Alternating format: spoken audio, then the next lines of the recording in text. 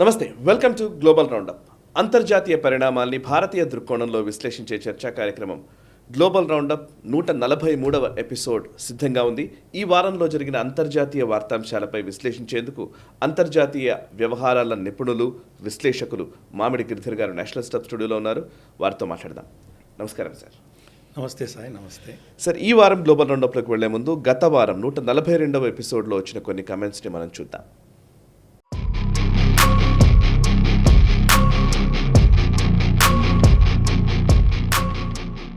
చూసారు కదా, 142వ ఎపిసోడ్లో వచ్చిన కమెంట్స్ అవి. 143వ ఎపిసోడ్లోకి ఎంటర్ అవుదాం. ఈ వారం పాజిటివ్ అంశాలుగా మొట్టమొదట మనం తీసుకుంటున్నది శ్రీనగర్ జమ్మూ హైవే పైన IAF Indian Air Force emergency landing స్ట్రిప్ని చేయడం జరిగింది. హైవే పైన యుద్ధ విమానాలని దించడం అనేది భారతదేశంలో ఇంతకుముందు మనం ఆంధ్రప్రదేశ్ బాపట్లలో చేసినప్పుడు చూసాము. అండ్ ఆయా కొన్ని ప్రాంతాల్లో కూడా రోడ్లని ఈవెన్ మన నితిన్ గడ్కరీ గారు చాలాసార్లు చెప్తూ ఉన్నారు, హైవేస్ నిర్మాణము చాలా అంశాలని ప్రాతిపదికగా తీసుకొని మేము చేస్తున్నామని ఆయన చెప్పడం జరిగింది. ఈవెన్ గతంలో ఎక్స్ప్రెస్ వే పైన కూడా ఒకసారి తేజస్ యుద్ధ విమానాలు దించిన సందర్భం కూడా మనకు తెలుసు. ఈవెన్ మోదీ గారు ఉన్నారు కదా, వీటిలో మన నితిన్ గడ్కరీ అండ్ రాజ్నాథ్ సింగ్.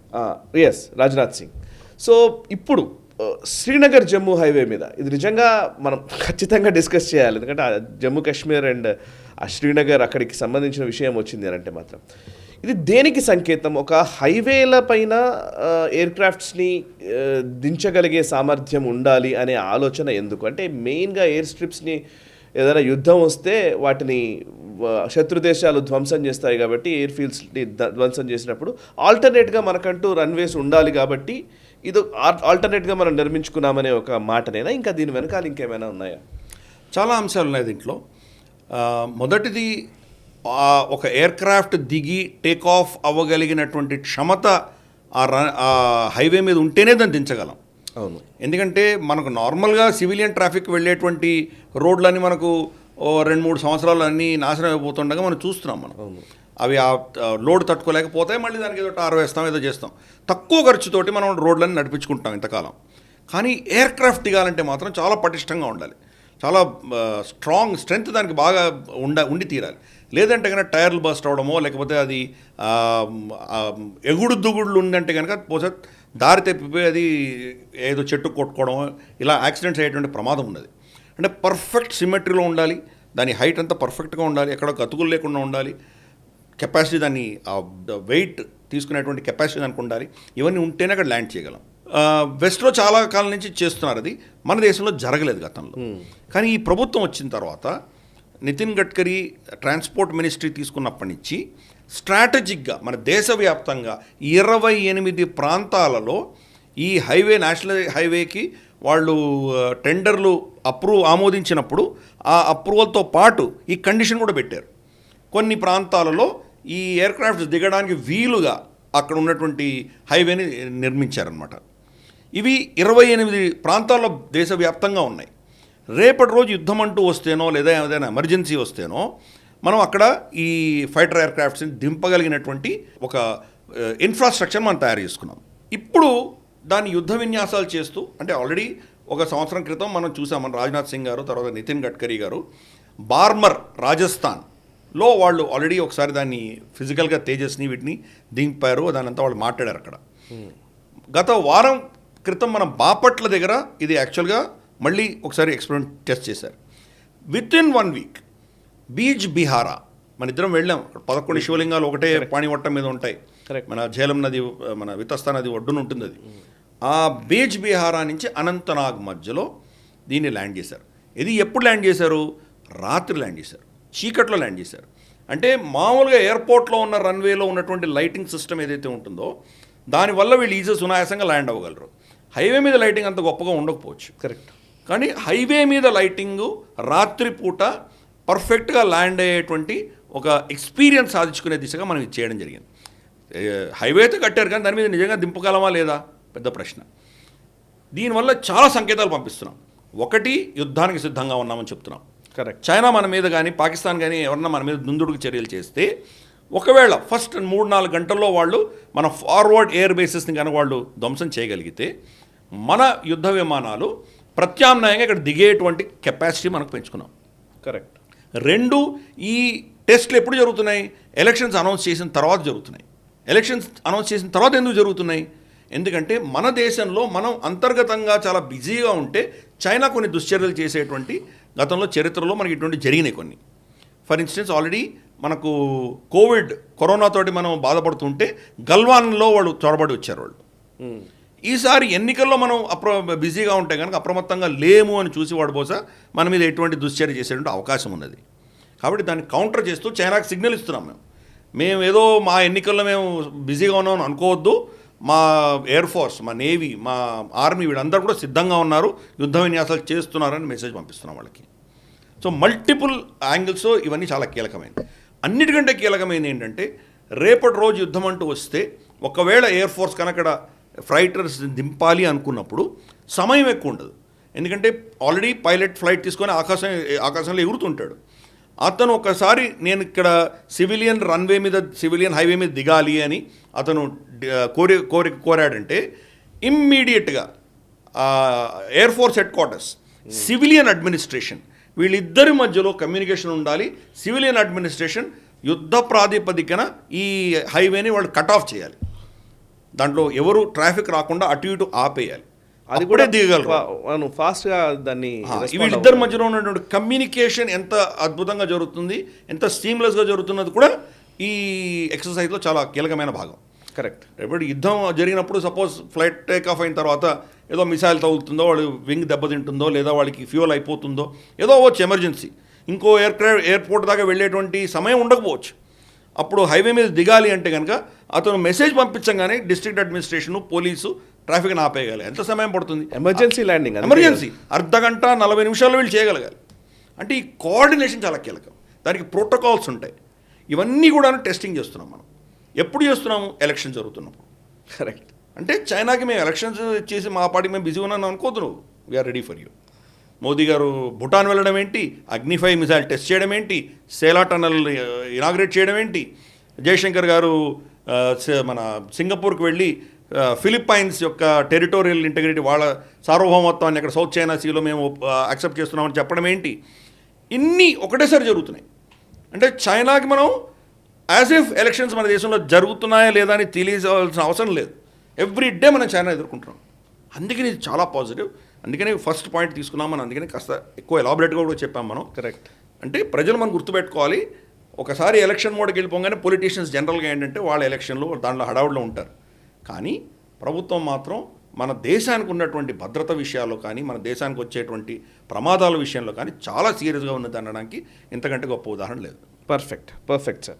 ఇక నెక్స్ట్ అంశము, ఇది చాలా ఇంపార్టెంట్ అంశం సార్. చాలా రోజులుగా ఈ పబ్లిక్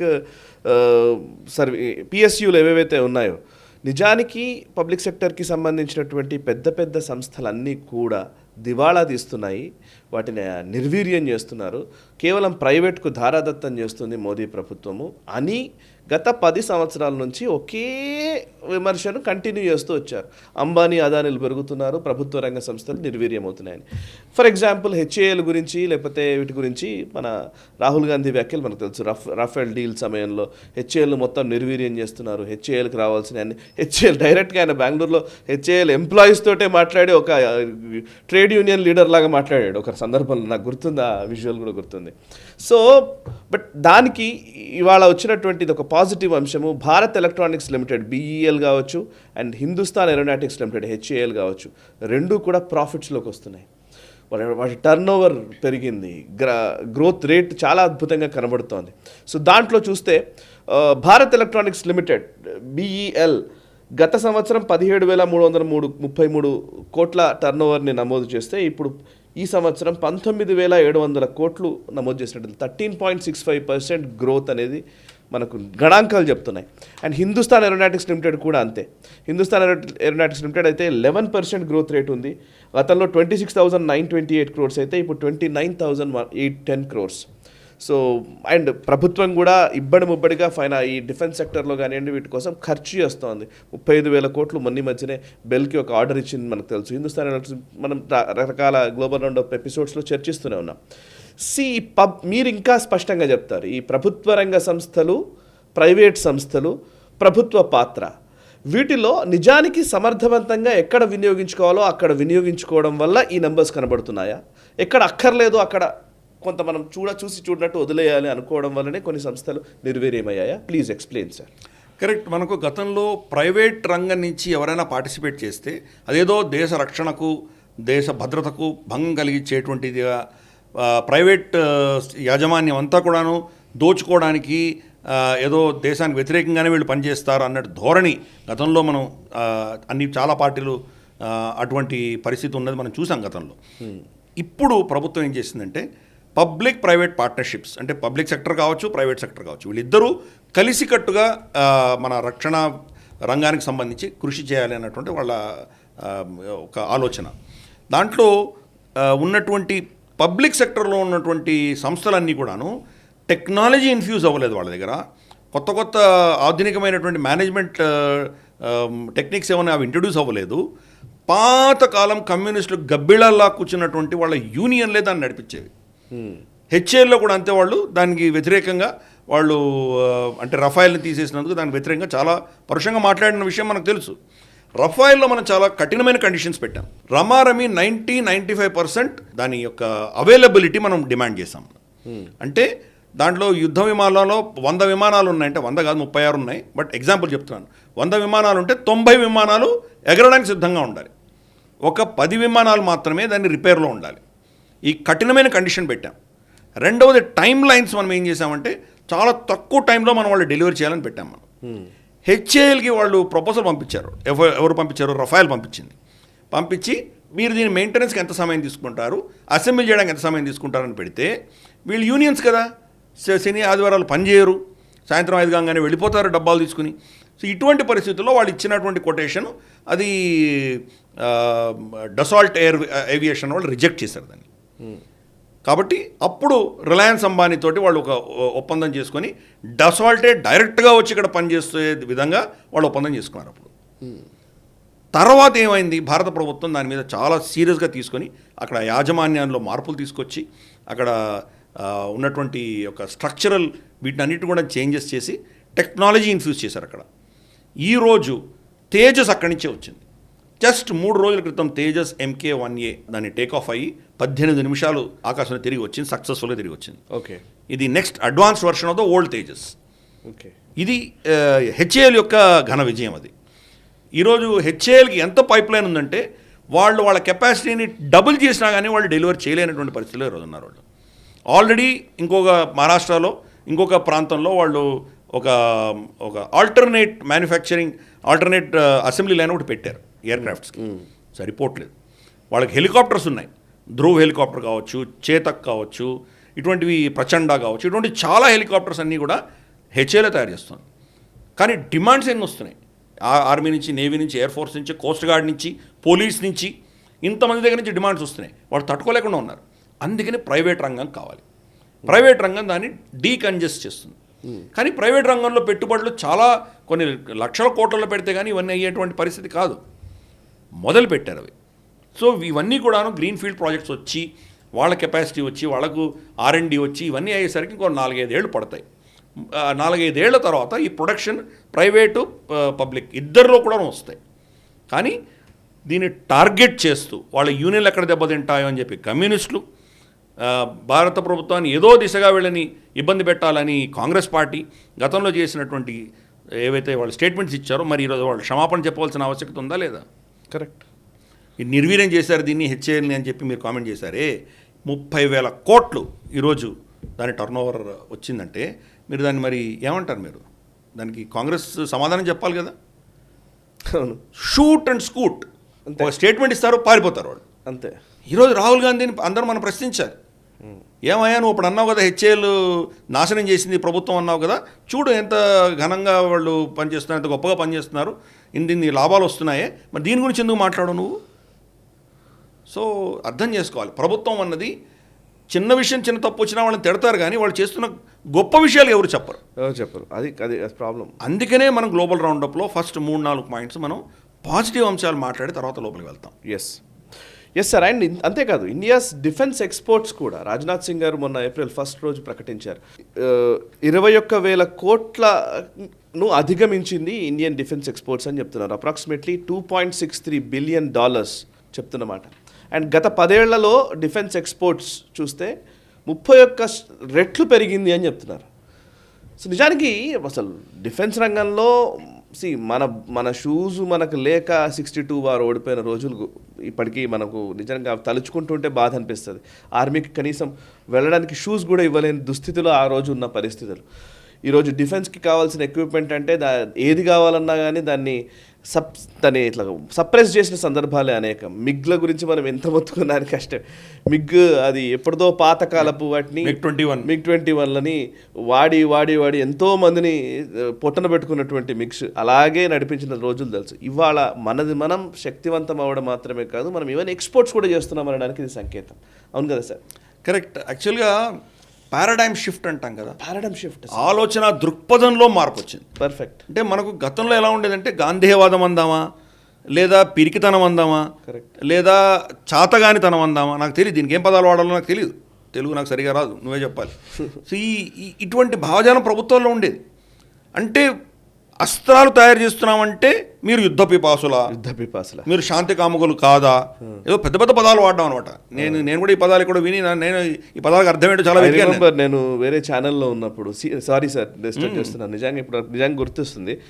ఒక వేరే ఛానల్లో ఉన్నప్పుడు ఎప్పుడు మన 2014-15 ఆ టైంలో ఎప్పుడైతే ఈ రోహిత్ వేముల ఇష్యూ అయిన తర్వాత ఒక పెద్ద డిబేట్ ఏదో కండక్ట్ చేస్తూ ఉంటే ఒక లెఫ్టిస్టులు వాళ్ళు చెప్తున్నమాట, ఏంటండి ఇది ఆర్మీ నడిపిస్తుందా ప్రభుత్వాన్ని, దేశాన్ని, ఆర్మీ మీద ఇంత ఖర్చు పెడతారా మీరు, విద్యార్థుల మీద పెట్టండి అని మాట్లాడాడు. నాకు గుర్తుంది 2014-2015 ముచ్చట. ఈరోజు చూస్తే అసలు నిజానికి ఆర్మీ నడిపిస్తుంది, ఆర్మీ ఏంటి, అసలు ఆర్మీది ఏంటి, పక్కన పెట్టండి ఆర్మీని, ఇట్లా మాట్లాడిన కమ్యూనిస్టులు నాకు చాలామంది తెలుసు. వాళ్ళ కమ్యూనిస్ట్ దేశాల్లో వాళ్ళ జీడిపి ఎంత పర్సెంటేజ్ వాళ్ళు డిఫెన్స్కి వాడుతున్నారో చెప్పానండి వాళ్ళని. Perfect. Communist China, so called communist party of China ఎంత ఖర్చు పెడుతుంది? వాళ్ళు పెట్టాలి, మనం మాత్రం పెట్టకూడదు. ఎందుకంటే వాళ్ళు మనం ఎవరి పేరోల్లో ఉన్నాం. కరెక్ట్. వాడు వచ్చి మనం కొట్టినప్పుడు మనం తిరిగి కొట్టే శక్తి మనకు ఉండకూడదు. కరెక్ట్. అది వాళ్ళ అజెండా. ఎనీవే, తో మనకు అటువంటి భావజాలంతో మనం ఇంపోర్ట్ చేసుకునేవాళ్ళం అన్నీ. ఏదో చిన్న చితక బాంబులు, చిన్న ఏమంటారు మన మోర్టార్ షెల్స్, ఇవి మాత్రం ఇక్కడ తయారు చేసుకునేవాళ్ళం. అంతే. మిగతా అన్నీ ఇంపోర్ట్ చేసుకునేవాళ్ళం. ఈవెన్ ట్యాంకులు, ఎంబీటీ ట్యాంక్స్, అవి ఇంపోర్ట్ చేసుకునేవాళ్ళం. ఇప్పుడు ఫస్ట్ టైం ట్యాంకుల ఇంజన్లు మనం తయారు చేస్తున్నాం. ఇప్పుడు ఇండిజినైజ్ అయినా కానీ కూడా ఇంజన్ మనం ఇంపోర్ట్ చేసుకునేవాళ్ళం. అది ఇండియనైజ్ చేసాం మనం. తో క్రమేపీ భారత ప్రభుత్వం ఈ ప్రభుత్వం వచ్చిన తర్వాత వాళ్ళు కూడా ఒక 2-3 సంవత్సరాలు చూసిన తర్వాత వాళ్ళు నిర్ణయించింది ఏంటంటే, మనం ఒక ఎక్స్పోర్ట్ శక్తిగా ఎదగాలి, ఇంకొక రంగం మనం ఓపెన్ చేయాలి అని చెప్పి వాళ్ళు నిర్ణయించిన తర్వాత గత సంవత్సరం 16,000 కోట్ల ఎక్స్పోర్ట్స్ సాధించారు వాళ్ళు. ఈ సంవత్సరం 21,000 కోట్ల టర్నోవర్ సాధించారు వాళ్ళు. వాళ్ళకి టార్గెట్ ఏంటంటే రాబోయే 2-3 సంవత్సరాలలో రమారమి 50,000 కోట్ల ఎక్స్పోర్ట్ సాధించాలని వాళ్ళు టార్గెట్ పెట్టుకున్నారు. దీని వెనకాల మనం చూస్తే కనుక ఫిలిప్పైన్స్కి బ్రహ్మోస్ ఇచ్చాం గత సంవత్సరంలో. ఈ సంవత్సరం అర్మేనియాకి మనం పినాకా, తర్వాత ఆకాష్, ఇటువంటి మిసైల్స్ వాళ్ళకి ఇచ్చాం మనము. చాలా దేశాలకు మనం ప్రచండ లాంటి హెలికాప్టర్స్ ఇచ్చాం మనము, స్పీడ్ బోట్స్ ఇచ్చాం మనము. ఎన్నో విషయాల్లో మనం వాళ్ళకు ఎక్స్పోర్ట్స్ చేస్తున్నాం, మనం చాలా దేశాలకు ఇస్తున్నాం. రాబోయే రోజుల్లో తేజస్ ఒక పెద్ద ఎక్స్పోర్ట్ కమోడిటీ కాబోతుంది మనకు. అంటే మనం ఏదో మన దేశానికి సంబంధించిన రక్షణ కోసమే కాకుండా అదొక ఇన్కమ్ ఎర్నింగ్ ఒక సోర్స్గా కూడా మనం తయారు చేసుకోగలుగుతున్నాం. కరెక్ట్. డిఫెన్స్ ఇండస్ట్రీ నుంచే మనకు ఇంటర్నెట్ పుట్టింది. డిఫెన్స్ ఇండస్ట్రీ నుంచే చాలా టెక్నాలజీస్ వస్తాయి బయటికి. అలాగే ఏపీజే అబ్దుల్ కలాం గారు ఉన్నప్పుడు భారతరత్న, ఆయన డిఫెన్స్ టెక్నాలజీ నుంచే జైపూర్ ఫుట్ లాంటివి లైట్ మెటీరియల్ తోటి వికలాంగులకి ఏం చేయగలని ఆయన టెక్నాలజీ ముందు తీసుకొచ్చారు. కాబట్టి టెక్నాలజీ పరంగా కూడా చాలా కీలకమైంది మనకి, ఉద్యోగపరంగా కీలకమైంది, ఎక్స్పోర్ట్స్ పరంగా కీలకమైంది, మన జీడిపిని పెంచే దిశగా కీలకమైంది. అన్నిటికంటే ముఖ్యమైనది మన శత్రువుల గుండెల్లో భారతదేశం అంటే భయము, గౌరవం నింపేటువంటి ఇది కూడా దానివల్లనే వస్తుంది. కాబట్టి డిఫెన్స్ రంగం అనేది ఈ దేశాన్ని కాపాడుతుంది, ఈ దేశాన్ని సురక్షితంగా ఉంచుతుంది. అది ప్లస్ మనం ఎక్స్పోర్ట్ చేయడం మొదలుపెట్టాం. పారాడైమ్ షిఫ్ట్, దాన్ని మరి గాంధేయవాదం నుంచి మరి ఏమందాం, దీన్ని నిజమైనటువంటి ప్రాక్టికల్ ప్రపంచంలోకి ఇది అడుగుపెట్టామని అనుకోవచ్చు మనం. 21,000 crores అనేది చాలా గొప్ప విషయం ఇది. అంటే ఇంటర్నేషనల్గా చూస్తే మనం వీఆర్ నోబడి.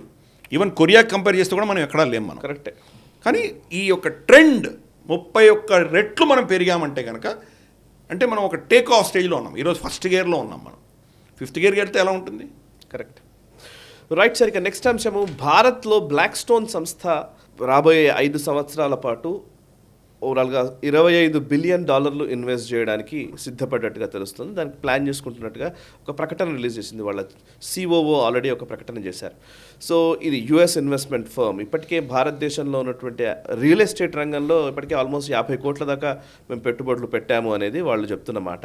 సో ఇప్పుడు రాబోయే రోజుల్లో 200 కోట్ల పైబడి డబ్బు ఇక్కడికి భారతదేశంలో పెట్టుబడుల రూపంలో రాబోతుంది అనేది. సో మీ టేక్ ఏంటి దీనిపైన? బ్లాక్ స్టోన్ గ్రూప్కి సంబంధించినటువంటి విషయాల్లో అంటే గ్రూప్ ఎలా బిహేవ్ చేస్తుంది అండ్ భారతదేశంలో పెట్టుబడుల్ని ఏ కోణంలో చూడాల్సి ఉంది? ఇది చాలా పెద్ద ఇన్వెస్ట్మెంట్ ఫర్మ్. వీళ్ళ దగ్గర చాలా బిలియన్స్ ఆఫ్ డాలర్స్ ఉన్నాయి వీళ్ళకి. ఓకే. వీళ్ళు తలుచుకుంటే చాలా ఇన్వెస్ట్ చేయొచ్చు. ప్రస్తుతానికి వాళ్ళ ఇన్వెస్ట్మెంట్స్, భారతదేశంలో ఉన్నట్టు ఇన్వెస్ట్మెంట్స్ వాళ్ళ పోర్ట్ఫోలియోలో 3వ స్థానంలో ఉంది ఇది. మొదటిది ఆఫ్ కోర్స్ అమెరికా, రెండవది చైనా, మూడవది మన దేశంలో ఈరోజు పెడుతున్నారు. చైనా ఈరోజు క్షీణ దశలో ఉంది. అమెరికాలో వాళ్ళు అంతకంటే ఇంకేం పెడతారు? అమెరికా కూడా స్టాచ్యురేషన్ వచ్చింది. వాళ్ళు పాపులేషన్ లేదు, ఒక లిమిట్ ఉంటుంది, అంతకు మించి లేదు. ఇంకా ఎక్కడికి వెళ్ళాలి అని చూస్తే కనుక ఈరోజు యూరోప్ కూడా క్షీణించేటువంటి పరిస్థితి. ఆఫ్రికా ఇంకా అంత క్షమత లేదు ఆఫ్రికాకి. భారతదేశంగా రాక తప్పదు వాళ్ళకి. ఓకే. అందుకనే భారతదేశంకి వస్తున్నారు వాళ్ళు. భారతదేశం ఉన్నారు ఆల్రెడీ. భారతదేశంలో ఇన్వెస్ట్మెంట్స్ పెంచే దిశగా ప్రయత్నం చేస్తున్నారు. కానీ ఒక విషయం అర్థం చేసుకోవాలి, వీళ్ళు ఎక్కడ ఇన్వెస్ట్ చేస్తున్నారంటే ఎంఎస్ఎంఈలో ఎక్కువ పెడతామంటున్నారు. గతంలో సరే రియల్ ఎస్టేటు ఇటువంటి కొన్ని రంగాల్లో వాళ్ళు పెట్టారు, కానీ ఇప్పుడు ఎంఎస్ఎంఈలో పెడతాము అని అంటున్నారు వాళ్ళు. మనకి ఎప్పుడైనా కానీ ఇన్వెస్ట్మెంట్స్, క్యాపిటల్ అనేది మనం ఎప్పుడూ ఎంకరేజ్ చేయాలి, మన దేశంలో రావడానికి మనం స్వాగతించాలి. ఒకటే ఏంటంటే చైనా లాంటి దేశం మన దగ్గర వచ్చి ఇన్వెస్ట్ చేస్తానంటే 10 సార్లు ఆలోచించాలి. అందుకని ప్రభుత్వం ఏం చేసిందంటే చట్టంలో చిన్న మార్పులు చేసి చైనా నుంచి వచ్చే ఇన్వెస్ట్మెంట్స్ అన్నీ కూడాను కేంద్ర ప్రభుత్వంలో ఉన్నటువంటి ఒక కమిటీ నిర్ణయిస్తుంది, దీన్ని యాక్సెప్ట్ చేయాలా, రిజెక్ట్ చేయాలని. కానీ మిగతా దేశాలకు సంబంధించి మన సరిహద్దులో ఉన్నటువంటి అంటే ఈ సరిహద్దు దేశాలు మినహాయించి ఇంకెక్కడి నుంచి అయినా ఎవరైనా ఇన్వెస్ట్ చేస్తే డైరెక్ట్ రూట్స్ అని ఉన్నాయి. కొన్ని వర్టికల్స్లో, కొన్ని ఇండస్ట్రీస్లో డైరెక్ట్గా వాళ్ళు తెచ్చి పైసలు పెట్టచ్చు. ప్రభుత్వానికి అప్రూవల్స్ అక్కర్లేదు. ఆ రంగాల్లో కూడా చైనా నుంచి వస్తే కనుక ముందర గవర్నమెంట్ అప్రూవల్ కావాలి. ఎందుకంటే స్ట్రాటజీగా మనకు వాళ్ళు దాన్ని అస్త్రంగా వాడుకుంటున్నారు కాబట్టి మనం ఆచితూచి వాళ్ళకు పర్మిషన్లు ఇస్తాం, లేకపోతే ఇవ్వం మనం. ఓకే. ఈ పరిస్థితులలో ఇప్పుడు బ్లాక్ స్టోన్ కూడా మన దగ్గర ఇన్వెస్ట్మెంట్ తీసుకొచ్చినప్పుడు మనం ఎంఎస్ఎంఈలు ఎక్కడ పెడుతున్నారు, ఎవరి దగ్గర ఇన్వెస్ట్మెంట్స్ పెడుతున్నారు, దీనివల్ల మనకి ఏమైనా స్ట్రాటజిక్ అడ్వాంటేజెస్ ఉన్నాయా, డిసడ్వాంటేజెస్ ఉన్నాయా చూసి దాని ఆధారంగా వీళ్ళని నియంత్రించవలసిన బాధ్యత కూడా ఉన్నది మన మీద. ఫర్ ఇన్స్టెన్స్ వాళ్ళు కనుక దీని ఏమంటారంటే మన అగరబత్తి ఇండస్ట్రీ ఆర్ అతి పేద బడుగు వర్గాల్లో తయారైనటువంటి బీడీ ఇండస్ట్రీ, ఇటువంటి వాటిల్లో వాళ్ళు కనుక ఇన్వెస్ట్ చేసి మెషిన్లు తీసుకొచ్చి వాళ్ళు కనుక ఏమైనా చేశారంటే ఉపాధికి పరిస్థితి ఏంటి, వాళ్ళ ఉద్యోగాల పరిస్థితి ఏంటి. కాబట్టి ఏ రంగాల్లో వీళ్ళని యాక్సెప్ట్ చేయాలి, ఏ రంగాల్లో వీళ్ళని యాక్సెప్ట్ చేయకూడదు అని నాకు తెలిసి ప్రభుత్వం చాలా కేర్ఫుల్గా అబ్జర్వ్ చేస్తుంది. ఎందుకంటే బ్లాక్ స్టోన్ లాంటి investment firms America deep state కూడా లింక్ అయినటువంటి వాళ్ళు.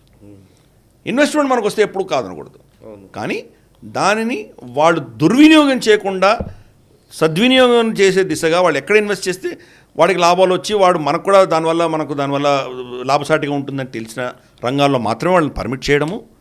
అది కాకుండా వాళ్ళు కనుక దాటి ఏమైనా దుశ్చర్యలు చేస్తే కనుక కఠినంగా శిక్షించే పరిస్థితి కూడా మన ప్రభుత్వం చేయాలి.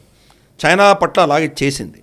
వాళ్ళ ఇన్వెస్ట్మెంట్ కంపెనీలు కావచ్చు, వాళ్ళ స్మార్ట్ ఫోన్ కంపెనీలు కావచ్చు, ఇక్కడ ట్యాక్స్ ఎవేషన్ చేశారు. వాళ్ళ సీఈఓలను అరెస్ట్ చేశారు, వాళ్ళ ఆఫీసర్లను అరెస్ట్ చేశారు, రైడ్లు చేశారు, వాళ్ళ మీద ట్యాక్స్ డిమాండ్స్ రేజ్ చేశారు, కఠినమైన చర్యలు తీసుకున్నారు వాళ్ళ మీద. ఇన్వెస్ట్మెంట్స్ యాక్సెప్ట్ చేశాం, ఇది అర్థం చేసుకోవాలి. చైనా నుంచి ఇన్వెస్ట్మెంట్స్ కూడా రిజెక్ట్ చేయలేదు మనం. కాకపోతే మన రూల్స్ ప్రకారం, మన చట్టం ప్రకారం, మన సమాజాన్ని చీల్చకుండా ఉండేటువంటి పరిస్థితినే మనం యాక్సెప్ట్ చేస్తాం. అది కాకుండా చేశారంటే కబడ్దార్. సో అలాగే బ్లాక్ స్టోన్ కూడా ఇన్వెస్ట్ చేస్తానంటే దే ఆర్ వెల్కమ్, స్వాగతిస్తాం, కానీ మేము అబ్జర్వ్ చేస్తున్నాం. ఇక నెక్స్ట్ అంశం సార్, అరుణాచల్ ప్రదేశ్లోని ప్లేసెస్కి సంబంధించి వాటి పేర్లని మారుస్తూ చైనా ఏదో పిచ్చి చర్య చేసింది. దానికి కోర్స్ భారతదేశం నుంచి గట్టి రియాక్షన్ వచ్చింది. ఎస్ జయశంకర్ ఆల్రెడీ ఒక స్టేట్మెంట్ ఇచ్చారు. If today I change the name of your house will it become mine. Arunachal Pradesh was, is and will always be a state of India. Changing names does not have an effect అని ఆయన కుండ బదులు పెట్టేట్టు గట్టిగా చెప్పారు. And even ఇది okay, but at the same time US state department నుంచి ఒక స్టేట్మెంట్ కూడా వచ్చింది. అదేంటంటే వాళ్ళు ఇచ్చిన స్టేట్మెంట్ ఏంటంటే the United States strongly opposes any unilateral attempts to advance territorial claims by incursions or encroachments military or civilian across the line of actual control అని వాళ్ళు ఒక స్టేట్మెంట్ ఇచ్చారు. సో యుఎస్ కూడా రెస్పాండ్ అయింది. దీన్ని మీరు ఎట్లా చూస్తారు? ఇది ఒక స్ట్రేంజ్ సిచ్యువేషన్. ఓకే, మనకు ఏ సరిహద్దు వివాదాలు ఉన్నాయో వాటిలో అమెరికా యొక్క ద్వంద్వ వైఖరి ఉన్నది. ఫర్ ఇన్స్టెన్స్ లైన్ ఆఫ్ కంట్రోల్కి వచ్చేసరికి, పాకిస్తాన్తో వచ్చేటువంటి లైన్ ఆఫ్ కంట్రోల్ వచ్చేసరికి తటస్థంగా ఉంటుంది అమెరికా. అసలు మాట్లాడదు. వాళ్ళ ఎవరైతే అమెరికన్ అంబాసిడర్ పాకిస్తాన్లో ఉన్నటువంటి వ్యక్తి ఆయన రాబర్ట్ బ్లాక్వెల్, ఆయనేమో పీఓజేకేకి వెళ్తాడు. ఆయన ఇక్కడ G20 శ్రీనగర్కి అమెరికన్ డెలిగేషన్ కూడా వెళ్తుంది. ఎరిక్ గార్సెట్టి అమెరికన్ అంబాసిడర్ భారతదేశంలో ఉన్నటువంటి వ్యక్తి ఆయన ఏమంటాడు, మాకు మేము ఇద్దరిని సమానంగా చూస్తాము, అది కూడా డిస్ప్యూటెడ్ టెరిటరీ, ఇది కూడా డిస్ప్యూటెడ్ టెరిటరీ, రెండు ప్రాంతాలకి మేము వెళ్ళాము అని చెప్పేసి ఈ న్యూట్రలైజ్ చేస్తున్నాడు. డిస్ప్యూట్ లేదు, ఇది జమ్మూ కాశ్మీర్ డిస్ప్యూట్ లేదు. ఎందుకంటే చాలా స్పష్టంగా ఇన్స్ట్రుమెంట్ ఆఫ్ అక్సెషన్ రాజా హరిసింగ్ సంతకం పెట్టిన తర్వాత పీఓజేకే సహిత మొత్తం కాశ్మీర్ కూడా భారతదేశంలో విలీనం చేశారు ఆయన. యునైటెడ్ నేషన్స్ రెజల్యూషన్ కూడా అదే చెప్తోంది. పాకిస్తాన్ ఆక్రాంతగా చెప్తోంది. కానీ అమెరికా ఒక స్టాండ్స్ అక్కడ చాలా భిన్నంగా ఉంది. బట్ అరుణాచల్ వచ్చేసరికి మాత్రం కంప్లీట్గా మనం సమర్థిస్తూ నిలబడింది అమెరికా. అవును, ఆపోజిట్ రియాక్షన్. గతసారి ప్రధానమంత్రి అక్కడ సేలా టనల్కి వెళ్ళినప్పుడు వాళ్ళు ఇచ్చిన రియాక్షన్కి మళ్ళీ అమెరికా అప్పుడు స్పందిస్తూ ఏం చెప్పిందంటే అరుణాచల్ ప్రదేశ్ భారతదేశం అభిన్న భాగము అని వాళ్ళు ఒప్పుకున్నారు. మనకంత ఫుల్ సపోర్ట్ ఇచ్చారు అక్కడ. ఇప్పుడు 30 పేర్లు అక్కడ చైనా అక్కడ ఉన్నటువంటి ఊర్లు, నదులు, కొండలు వీటికన్నిటికీ వాళ్ళు చైనీస్ పేర్లు పెడితే మళ్ళీ అమెరికా మనకు సమర్థనిస్తూ వాళ్ళు స్పష్టంగా చెప్పారు, మీరు ఇక్కడ వచ్చి మీ ఇష్టం వచ్చినట్టు చేయడానికి వీల్లేదు, యూనిలాటరల్ మీరు ఏం చేయడానికి వీల్లేదు అని చెప్పి వీళ్ళు అమెరికా మన పక్షాన్ని నిలబడింది. జయశంకర్ గారు చాలా అలాగే చెప్పారు, మీ ఇంటి పేరు మారిస్తే మాత్రం అది దానివల్ల ఏమైనా అవుతుందో నాకేం ఒరిగేదేం లేదు కదా, దాని ఆస్తి నీ ఆస్తి నీదే, నా ఆస్తి నాదే, కాబట్టి అరుణాచల్ ప్రదేశ్ అనేది మాదే, దీని భారతదేశం యొక్క అభిన్న భాగము అని స్పష్టంగా చెప్పారు జయశంకర్. అవును. కానీ కంటిన్యూస్గా చైనా చేస్తూనే ఉన్నది. ఎస్పెషలీ గత నెలలో 3-4 సార్లు వాళ్ళు దీని మీద అరుణాచల్ ప్రదేశ్ మీద స్పందిస్తున్నారు వాళ్ళు. సో ఇది మనం గమనించాలి. అరుణాచల్ ప్రదేశ్ మీద స్పందిస్తున్నారంటే కనుక జీ జిన్పింగ్కి అంతర్గతంగా ఏమైనా ఇబ్బందులు వచ్చాయంటే దీన్ని యాక్టివేట్ చేసేటువంటి ప్రమాదం ఉన్నది. కరెక్ట్. భారతదేశం సిద్ధంగానే ఉన్నది. ఇంటర్నేషనల్గా అమెరికా కూడా మన సమర్థనలో నిలబడింది. Okay, correct. సో ఈ యొక్క లింకేజ్ మనం అర్థం చేసుకున్నామంటే కనుక చైనా ఎన్ని ప్రగల్భాలు పలికినా కానీ దాన్ని ధీటుగా ఎదుర్కోవడానికి మనం సిద్ధంగా ఉన్నాం. మన పక్షాన్ని నిలబడినటువంటి కొన్ని దేశాలు కూడా, అమెరికా లాంటి దేశాలు, నేను మిత్రదేశం శత్రుదేశం అని పిలవను, మన పక్షాన్ని నిలబడినటువంటి అమెరికా కూడా మనకు సహాయం వచ్చేటువంటి అవకాశాలు ఉన్నాయి. ఓకే, సరిక మనము కచ్చతీవు గురించి మాట్లాడదాము. కచ్చతీవు గురించి అంటే నేషనల్ రోడ్లో కూడా మాట్లాడాము, మేము విభిన్నమైనటువంటి స్టోరీస్ కూడా చేశాము. అన్నామలై ఏదైతే కచ్చతీవు ఐలాండ్స్ని దాన్ని శ్రీలంకకు అప్పగించిన విధానానికి సంబంధించి ఆయన ఏదైతే విత్ డాక్యుమెంట్స్ అప్పుడు జరిగినటువంటి చర్చల్లో జరిగినటువంటి అంశాల గురించి ప్రస్తావిస్తూ ఆయన వివరాలు తెలియజేశారు. ఈవెన్ ప్రధాని నరేంద్ర మోదీ గారు కూడా దీని గురించి మాట్లాడారు. సో కచ్చతీవు ఐలాండ్స్కి సంబంధించి మనం కూడా గ్లోబల్ రౌండప్లో 2-3 సార్లు మాట్లాడాం, జస్ట్ శ్రీలంకకు సంబంధించి వచ్చిన సందర్భాల్లో. బట్ ఇప్పుడైతే అదొక పెద్ద ఇష్యూగానే కనబడుతోంది. దీని మీద శ్రీలంకకు సంబంధించి శ్రీలంక హై కమిషనర్, భారత్లో పనిచేసినటువంటి శ్రీలంక హై కమిషనర్గా చేసినటువంటి వ్యక్తి ఫెర్నాండో ఒక వ్యాఖ్య కూడా చేశారు. ఇది తమిళనాడులో ఎన్నికలను దృష్టిలో ఉంచుకొని మాత్రమే ఇదంతా జరుగుతున్నట్టు కనబడుతోంది, అండ్ ఇది ఓట్ పుల్లర్గానే దీన్ని ఆయన చూస్తున్నానని ఆయన చెప్పడం జరిగింది. దాంతోపాటు వయలేషన్ ఆఫ్ శ్రీలంకన్ సావర్నిటీ అవుతుంది ఇది, ఒకవేళ నిజంగా ఈ ఇంటర్నేషనల్ బౌండరీకి సంబంధించి ఈ కచ్చతీవు గురించి కనుక ఏవైనా యాక్షన్స్ తీసుకుంటే మాత్రం అది వయలేషన్గానే పరిగణించాల్సి వస్తుందని ఆయన స్టేట్మెంట్ ఇవ్వడం జరిగింది. బేసికలీ ఈ శ్రీలంక అండ్ భారత్ మధ్య ఉన్నటువంటి కాన్ఫ్లిక్ట్కి సంబంధించి ఈ కచ్చతీవు ఒక వేదిక అవుతుందా రాబోయే రోజుల్లో? ఇది కేవలం తమిళనాడు లేదా అక్కడి వరకే పరిమితం అవుతుందా? ఈ ఎలక్షన్స్లోనే ఇష్యూగా ఉంటుందా? రాబోయే రోజుల్లో ఇదేమన్నా కొంచెం పెద్దగా మారే అవకాశం కనబడుతోందా? మీకేమనిపిస్తోంది? అంటే ఇంటర్నేషనల్గా చూస్తే కనుక భారతదేశం అఫీషియల్గా ఆ దీవిని మనం శ్రీలంకకి హ్యాండ్ ఓవర్ చేసాం. కరెక్ట్. హ్యాండ్ ఓవర్ చేసిన తర్వాత మన ఇద్దరి మధ్యలో వివాదం లేదు అని ఇద్దరు ఒప్పుకున్నాం. కాబట్టి దాన్ని మళ్ళీ వెనక్కి ఇవ్వు అని అడిగేటువంటి పరిస్థితి లేదు. అది శ్రీలంకన్ టెరిటరీ అని మనం ఒప్పేసుకున్నాం కాబట్టి ఇంకా అది మళ్ళీ వెనక్కి రాదు. అది మనం స్పష్టంగా అర్థం చేసుకోవాలి. రెండవ విషయం ఏంటంటే బహుశా ప్రభుత్వం శ్రీలంక ప్రభుత్వం చర్చించుకుని అక్కడ మన మత్స్యకారులు వెళితే మేబీ 1 గంట 2 గంటలు సెద తీర్చుకొని మళ్ళీ వచ్చేసే దిశగా అటువంటి వెసులుబాట్లు ఏమైనా ఇవ్వడమా, లేదా దాన్ని మనకేదో లీజ్గా ఇచ్చేటువంటి పరిస్థితితో మనకేమంటారంటే ఫర్ ఇన్స్టెన్స్ మనకు జట్టీలు ఉంటాయి, జట్టీలు వాడుకున్నందుకు ఏదో ఫీజు లాంటి కట్టి వెళ్తారు వాళ్ళు. మన షిప్లు వస్తాయి కదా మనకు హార్బర్లోకి వస్తాయి, అది ఎన్ని గంటలు ఉందో అన్ని గంటలు వాళ్ళు హార్బర్ ఫీజు కట్టాలి. అటువంటిది ఏదో మనం శ్రీలంకకు కట్టి మన మత్స్యకారులు కూడా వెళ్ళి కాసేపు సేద తీర్చుకొని నీళ్లు తాగి ఏదో రెస్ట్ తీసుకొని మళ్ళీ దానిలో తిరిగి వచ్చే దిశగా ఒప్పందం చేసుకోవచ్చు వాళ్ళతోటి. అంటే ఇది మీదే మేము ఒప్పుకుంటున్నాము, కానీ మా వాళ్ళు అక్కడ దాకా వచ్చినప్పుడు వాళ్ళకు 1 గంట 2 గంటలు ఉండి వచ్చేదానికి మీరు యాక్సెప్ట్ చేయండి, దానికి మీకు ఫీజు ఇస్తాము అని చెప్పి ఒక ఎంఓయూ లాంటిది పెట్టుకోవచ్చు. బహుశా ఆ ప్రయత్నం చేయాలని నేను కోరుకుంటున్నాను. అది ఒక ఎత్తు. ఇంటర్నేషనల్గా వాళ్ళ శ్రీలంకన్ మినిస్టర్ ఒక ఆయన జీవన్ తొండమన్ అన్నటువంటి వ్యక్తి ఆయన ఇచ్చినటువంటి స్టేట్మెంట్ ఏంటంటే, మాకు భారతదేశం నుంచి ఎటువంటి కమ్యూనికేషను లేదు, మా 2 దేశాల మధ్యలో ఉన్నటువంటి సంబంధాలు చాలా అద్భుతంగా ఉన్నాయి, మా ఇద్దరి మధ్యలో ఉన్నటువంటివి ఒక ఆరోగ్యకరమైనటువంటి సంబంధమే మా ఇద్దరి మధ్యలో ఉంది, కాబట్టి దాంట్లో ఎటువంటి తేడాలు రావట్లేదు అని స్పష్టంగా చెప్పారు ఆయన. పార్టీల మధ్యలో వాళ్ళు ఏం మాట్లాడుకుంటారో మాకు అనవసరం, ఇంటర్నేషనల్గా మాత్రం భారత ప్రభుత్వం మా మీద ఎటువంటి మెసేజ్ కానీ ఏం పంపించలేదు మాకు అని స్పష్టంగా చెప్పడం జరిగింది. కాబట్టి డెఫినెట్గా ఇది ఎలక్షన్స్ మాత్రమే పరిమితం అయ్యేటువంటి విషయం అని అర్థం చేసుకోవాలి. రెండవది, ఈ బహుశా మీరు నేషనల్ రౌండప్లో చర్చించుంటారేమని నేను అనుకుంటున్నాను. బేసిక్ ఏంటంటే మోదీ గారు కానీ లేదా అన్నామలే కానీ వీళ్ళిద్దరు చేసినటువంటి ఈ ప్రయత్నం ఏంటంటే, గతంలో ఈ తప్పిదానికి ఢిల్లీ ప్రభుత్వము నార్త్ ఇండియన్స్ని బ్లేమ్ చేస్తూ ద్రావిడ పాలిటిక్స్ అని నడిచినాయి. ఇప్పుడు దాన్ని ఎక్స్పోజ్ చేశారు.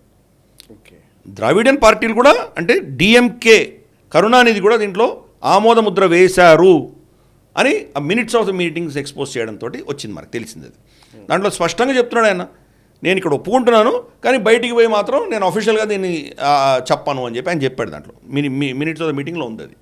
కాబట్టి దాన్ని ఎక్స్పోజ్ చేయడానికి చేశారే కానీ శ్రీలంక నుంచి వెనక్కి తీసుకోవడానికి చేయలేదు అని అర్థం చేసుకోవాలి. కాకపోతే మన మత్స్యకారులను అరెస్ట్ చేస్తున్నారు కదా, దానికి సంబంధించి చర్చలు జరుగుతున్నాయి. భారత ప్రభుత్వం ఊరికే లేదు, గత 5-6 సంవత్సరాలుగా చర్చలు చేస్తున్నారు. అన్ఫార్చునేట్లీ అక్కడ ప్రభుత్వాల మీద ప్రభుత్వాలు మారుతున్నాయి, అక్కడ చాలా అస్థిర పరిస్థితి ఉంది, కాబట్టి అది ఒక కొలిక్కి రాలేదు. బహుశా మళ్ళీ శ్రీలంకలో ఎన్నికలు జరిగి ఒక ఎన్నుకోబడ్డటువంటి ప్రభుత్వం వచ్చిన తర్వాత బహుశా మనం ఈ విషయంలో కొంత సొల్యూషన్ వచ్చేటువంటి అవకాశాలు ఉన్నాయి.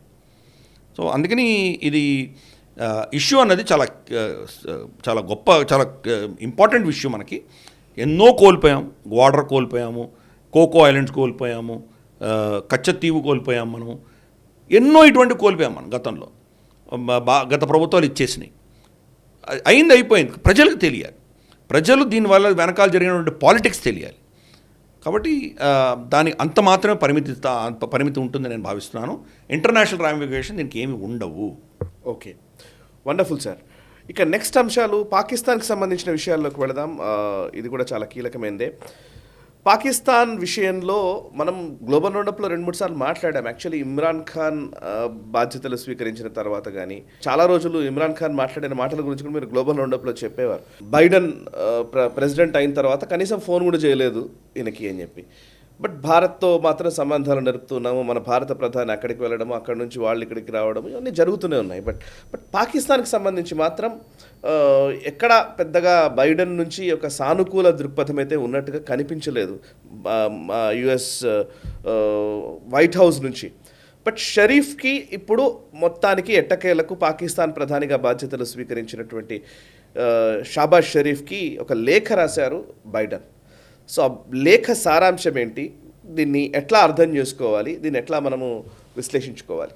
అంటే మనకు ఎప్పుడైతే ఆఫ్ఘనిస్తాన్ నుంచి అమెరికా వెళ్ళిపోవాల్సి వచ్చిందో వాళ్ళ తప్పిదాలు వాళ్ళు ఉన్నాయి. అమెరికా చాలా ఘోరంగా అక్కడ ఓడిపోయారు, పరాభవం చెంది వెళ్ళాల్సి వచ్చినటువంటి పరిస్థితి మనం చూసాం మనం. కానీ పాకిస్తాన్ ఒక శల్యసారథ్యం దీనికి ఒక చాలా ముఖ్య కారణమని అమెరికా నమ్ముతోంది. అందుకని జో బైడెన్ ఎవరైతే అంత ఘోరాతి ఘోరంగా అక్కడ తాలిబాన్ చేతికి హస్తగతం చేసి వెనక్కి రావాల్సి వచ్చిందో ఏ మొహం పెట్టుకుని అతను మళ్ళీ పాకిస్తాన్తో చర్చిస్తాడు. అందుకనే పాకిస్తాన్ ప్రభుత్వాలు ఇమ్రాన్ ఖాన్ కావచ్చు, షాబాజ్ షరీఫ్ కావచ్చు, వీళ్ళకు ఫోన్ చేయలేదు, ఆయన లెటర్ రాయలేదు. ఏదో బేసిక్ డిప్లొమాటిక్ కర్టీసీస్ మాత్రం ఉండేవి. అంటే వాళ్ళ అంబాసిడర్ వీళ్ళ అంబాసిడర్ మాట్లాడుకోవడమో, లేకపోతే అసీం మునీర్, గతంలో కమర్ జావేద్ బాజ్వా, వీళ్ళు వచ్చి అక్కడ అమెరికాలో వీళ్ళు వచ్చి కొంత పర్యటన చేసి వెళ్ళేవాళ్ళు. ఇటువంటివి తప్ప ఇంకెక్కువ ఉండేవి కావు పాకిస్తాన్కి అమెరికాకి మధ్యలో. పైపెచ్చు అమెరికాకి ఏం ఇంట్రెస్ట్ ఉన్నాయి అక్కడ? ఆఫ్ఘనిస్తాన్ ఉంటే పాకిస్తాన్ కీలకం వాళ్ళకి. ఆఫ్ఘనిస్తాన్లో వీళ్ళకి ఏం అసెట్స్ లేవు కాబట్టి అది కీలకం కాదు, అందుకని వదిలేశారు. జో బైడెన్ అదే పంథాలో ఉండినాడు. కానీ ఇప్పుడు సడన్గా లెటర్ రాశారు ఆయన. మరి ఆయన లాస్ట్ సంవత్సరం 8 ఏళ్ల తర్వాత ఆయన లెటర్ రాశారంటే దాని వెనకాల మరి మతలబ్ ఏంటి? ఇది మనం చూసామంటే కనుక ఆయన ఏదో ఇరాన్కి వ్యతిరేకంగా ఏదో చేయాలని ప్లాన్ చేస్తున్నారని అర్థమవుతుంది మనకి. ఓకే, కీలకంగా ఇరాన్ని సరౌండ్ చేయాలి. Already Saudi Arabia, Qatar, UAE, Kuwait ఇక్కడంతా కూడాను అమెరికా స్థావరాలు, అమెరికా యొక్క ఇంట్రెస్ట్ ఉన్నాయి. అంటే ఇరాన్ దక్షిణ భాగంలో మీరు చేయగలుగుతున్నారు. ఓకే, పశ్చిమ భాగంలో ఎనీవే ఇజ్రాయెల్ ఉంది, తర్వాత ఇతరత్ర అమెరికన్ బేసెస్ ఇరాక్లో కానీ ఇక్కడ ఉన్నటువంటి బేసెస్ అవి హ్యాండిల్ చేస్తాయి. ఓకే, ఈస్ట్ సైడ్ లేదు వాళ్ళకి, ఎందుకంటే పాకిస్తాన్ కావాలి. పాకిస్తాన్ చాలా కీలకమైంది. మళ్ళీ ఆ ఫ్రంట్ ఓపెన్ చేసే ప్రయత్నం చేస్తున్నట్టు మనకు అర్థమవుతుంది ఇక్కడ. ఈసారి రీజనల్ పీస్ సెక్యూరిటీ అనడంలో భారతదేశం ఉద్దేశం కాదు వాళ్ళకు, ఇరాన్ టార్గెట్ వాళ్ళకు. తాలిబాన్ కూడా వాళ్ళకి ఏమి ఇబ్బంది పెట్టట్లేదు అమెరికాకు. సో వాళ్ళ టార్గెట్ ఇరాన్. ఇరాన్ ఈరోజు ఏం చేశారంటే పాకిస్తాన్కి సంబంధించినటువంటి ఒక సున్నీ టెర్రరిస్ట్ ఆర్గనైజేషన్, ఐఎస్ఐఏ దాన్ని పట్టి పోషించి చెప్పినటువంటి జైషల్ అదల్ అనేటువంటి ఒక ఆర్గనైజేషన్ సిస్టాన్ బలూచిస్తాన్లో వెళ్ళి కొన్ని పోలీస్ స్టేషన్ల మీద దాడి చేసి అటాక్ చేసి వచ్చింది. సో ఇవన్నీ కూడా చూస్తే కనుక మరి దీన్ని ఎవరు ఫండ్ చేస్తున్నారు? అమెరికా పంపించిందా వాళ్ళని? అమెరికా చెప్పడం వల్ల ఐఎస్ఐ పంపించిందా వాళ్ళని? ఇవన్నీ కూడా ప్రశ్నలు పుడతాయి. ఎందుకంటే ఈయన లెటర్ రాగానే ఈ అటాక్ జరిగింది. అంటే దీని వెనకాల లింకేజ్ ఏంటి? కరెక్ట్. మరి ఏమైనా మొసాద్ చేయిస్తోందా? ఎందుకంటే మొసాద్ వెళ్ళి అక్కడ ఐఆర్జీసీ కమాండర్ని మన జార్డన్ డమాస్కస్లో సిరియాలో వెళ్ళి కొట్టేసి వచ్చారు. ఎంబసీ యొక్క ఆనుకొని ఉన్న బిల్డింగ్ని మొత్తం ధ్వంసం చేశారు. ఓకే, అంటే లిటరల్గా ఇరాన్ మీద అటాక్ చేసినట్లే కదా. మీ దౌత్య రాయబార ఆఫీస్ మీద దాడి జరిగిందంటే మీ మీద జరిగినట్టే కదా, దేశం మీద జరిగినట్టే కదా. అక్కడ వెళ్ళి వీళ్ళు అతని almost like war on Iran, అంతే. కరెక్ట్. ఇవి చేస్తున్నారు కాబట్టి ఈ ఫ్రంట్ వీళ్ళకి చాలా కీలకమైంది. ఈస్టర్న్ ఫ్రంట్ చాలా కీలకం కాబట్టి పాకిస్తాన్ తోటి ఒక సత్సంబంధాలు పెట్టుకునే దిశగా ఆయన లెటర్ రాశారు. ఇప్పుడు కూడా ఆయన మాట్లాడలేదు. అంటే నువ్వు మిత్రుడు కాదు కానీ నీకు ఏదో పడేస్తాను, నాకు నీ బేసిస్ ఇవ్వు. ఒక కమర్షియల్ డీలే కనిపిస్తుంది మనకు అక్కడ. ఓకే, దీంట్లో మరి ఆ పాకిస్తాన్ ఏం కోరుతుందో మనకు తెలియదు. అమెరికా ఏం అడుగుతుంది? మాకు బేసెస్ కావాలి, మాకు మా డ్రోన్లు పెట్టుకుంటాం, మా ఎయిర్ క్రాఫ్ట్లు పెట్టుకుంటాం, రీఫ్యూలింగ్ చేసుకుంటాం, ఇక్కడి నుంచి ఏదో మా ఇష్టం వచ్చిన యాక్షన్ చేస్తామని చెప్తున్నారు వాళ్ళు. దానికి ప్రతిఫలంగా మరి ఇదేం పాకిస్తాన్ ఏం అడిగి ఉంటుంది? వాళ్ళకున్న ఏకైక శత్రువు భారతదేశం. డెఫినెట్గా మనకు వ్యతిరేకంగా వాడుకుంటారు వాళ్ళు. ఏదో F-16లో ఇంకేదో పైసలు ఇవ్వమనో, దానికి ఏదో రిపేర్లు సరిగ్గా చేసి ఇవ్వమనో, లేదా ఇంకైనా అస్త్రాలు ఇవ్వమనో, లేదా దౌత్యపరంగా మా పక్షాన మీరు నిలబడండి, ఇండియాని 4 తిట్టండి, మీరు మమ్మల్ని సమర్థిస్తూ ఏదో స్టేట్మెంట్లు ఇవ్వండి అని అడిగి ఉండొచ్చు. ఇటువంటివేమో ఉంటాయి. అందుకని రాబోయే రోజుల్లో అమెరికా భారతదేశం పట్ల ఎట్లా ప్రవర్తిస్తుంది అని మనం గమనించాలి. గమనిస్తే అప్పుడు మనకు అర్థమవుతుంది. బహుశా పాకిస్తాన్ అమెరికా యొక్క లోపాయకార ఒప్పందం వల్ల వీళ్ళు ఇలా ప్రవర్తిస్తున్నారు మనకు అర్థం చేసుకోవచ్చు. ఏదో మాత్రం అమెరికా ఇవ్వక తప్పదు. అది ఇస్తే కానీ పాకిస్తాన్ మళ్ళీ వాళ్ళకి కావాల్సింది ఇవ్వదు. ఎనీవే ఇది ఆరంభం. ఇది ఆయన లెటర్ అన్నది స్టార్టింగ్ పాయింటే. ఇంకా చాలా ఉంది, ముందు ముసళ్ళ పండగ చూద్దాం. But sir, even Israel worship attack గురించి కూడా ఒకసారి చెప్తారా? అంటే ఇజ్రాయెల్ మీద ఒక లాంగ్ రేంజ్ డ్రోన్తో అటాక్ చేశారు వాళ్ళు. లక్కీగా ఇజ్రాయెల్ యొక్క కెపాసిటీతో దాన్ని స్టాప్ చేయగలిగారు. ఆల్మోస్ట్ వాళ్ళ షిప్ దాకా వచ్చేది నిర్వీర్యం అయిపోయింది. అది దట్ ఈస్ ద క్లోజెస్ట్. ఇంతవరకు ఇజ్రాయెల్ దగ్గరికి ఎవరైనా అటాక్ చేయగలిగినటువంటి కెపాసిటీ ఇంతవరకు ఎవరి దగ్గర లేదు. ఫస్ట్ టైం అది జరిగింది. అది కూడా ఫెయిల్ అయింది. ఆల్మోస్ట్ దగ్గర దాకా వచ్చి దాన్ని వాళ్ళు కౌంటర్ చేయగలిగారు వాళ్ళు. ఓకే. సో ఓవరాల్ ఇప్పుడు ఇజ్రాయెల్ మీద ఒక భయంకరమైన ఒత్తిడి పెరుగుతుంది, ప్రతి యాంగిల్లో పెరుగుతుంది. Joe Biden first time America United Nations Security Council రెజల్యూషన్లో అబ్స్టైన్ చేశారు వాళ్ళు. అవును, ఇజ్రాయెల్ విషయం వస్తే ఎప్పుడు వీటో చేస్తారు. అబ్స్టైన్ చేశాడు ఆయన. ఎందుకు? ఆయనకు ఓట్ బ్యాంక్ ప్రెషర్ పెరుగుతోంది. అలాగే యూరోపియన్ దేశాలు అలాగే ప్రెషర్ పెడుతున్నాయి ఆయన మీద. అలాగే చుట్టుపక్కల ఉన్నటువంటి అరబ్ దేశాలు ఆయన మీద ప్రెషర్ పెడుతున్నాయి. ఇంక మీరు సివిలియన్స్ని చంపడం ఆపండి అని చెప్పేసి ప్రెషర్ పెడుతున్నాయి. కానీ నెతన్యాహు మాత్రం ససేమిరా అంటున్నాడు. ఆయన నేను ఆగను, నేను హమాస్ని ఖతం చేసేంత వరకు నేను ఆగే పరిస్థితి లేదని అంటున్నాడు ఆయన. ఇప్పుడేమైంది? వాళ్ళ దేశంలోనే నినాదాలు వస్తున్నాయి, వాళ్ళ దేశంలోనే పెద్ద ఇవన్నీ ప్రొటెస్ట్ జరుగుతున్నాయి. బెంజమిన్ నెతన్యాహు దీపావళి మా అరెస్ట్ చేసినటువంటి ఎవరైతే ప్యాలెస్టైన్ మన జ్యూస్ ఎవరైతే వాళ్ళ కస్టడీలో ఉన్నారో వాళ్ళ అధీనంలో ఉన్నారో వాళ్ళందరినీ విడిపించాలని చెప్పి డిమాండ్స్ పెడుతున్నారు వీళ్ళు. అదంతా సులువైతే ఎప్పుడో చేసి ఉండొచ్చు కదా. కానీ పరిస్థితి ఏంటంటే నెతన్యాహు చుట్టూ తన వలయం ఒక ఏంటంటే ఉరిలాగా బిగుసుకుంటుంది. ఇది అక్కడ జరుగుతున్నటువంటి పరిస్థితి. కానీ ఇది నెతన్యాహు మాత్రం చాలా చాలా క్లియర్గా ఉన్నాడు. ఆయన ఎప్పుడైతే అమెరికా దీన్ని అబ్స్టైన్ చేసిందో ఒక టీం, ఇజ్రాయలీ టీం అమెరికాకి వెళ్ళవలసింది, దాన్ని క్యాన్సిల్ చేశాడు ఆయన. ప్లస్ చాలా స్పష్టంగా చెప్తున్నాడు, హమాస్ని ఖతం చేయండి, మేము యుద్ధం ఆపము, మాతో వస్తారా రండి లేకపోతే లేదు అని చెప్పి చాలా స్పష్టంగా చెప్తున్నాడు. అమెరికా అందుకే ఏం చేసిందంటే కొంత వాళ్ళ మొహం చాటేయకుండా వాళ్ళు ఏం చేశారంటే తప్పించుకునే దిశగా United Nations Security council resolution is not binding. ఈ రెజల్యూషన్ వల్ల ఎవరు దాన్ని పట్టించకపోతే దానివల్ల వచ్చేది ఏం లేదు, అందుకని మేము అబ్స్టైన్ చేశాము అని చెప్పి ఇజ్రాయెల్కి బాంబులు సప్లై చేస్తున్నారు వాళ్ళు. టర్కీ వాళ్ళకు బాంబ్స్ టెక్నాలజీ కొంత అమ్యునిషన్ ఇచ్చినట్టు మనకు తెలుస్తుంది. ఓకే. సో ఇజ్రాయెల్ అన్నది ఎవరు ఏమి నీతి వాక్యాలు చెప్పినా పట్టించుకోకుండా వాళ్ళ పాటికి వాళ్ళు వెళ్తున్నారు. అన్ఫార్చునేట్లీ 2 రోజుల క్రితం అక్కడ ఒక దాడిలో యునైటెడ్ నేషన్స్కి సంబంధించినటువంటి రిలీఫ్ వర్కర్స్ వీళ్ళు ఆ దాడిలో చనిపోవడం జరిగింది.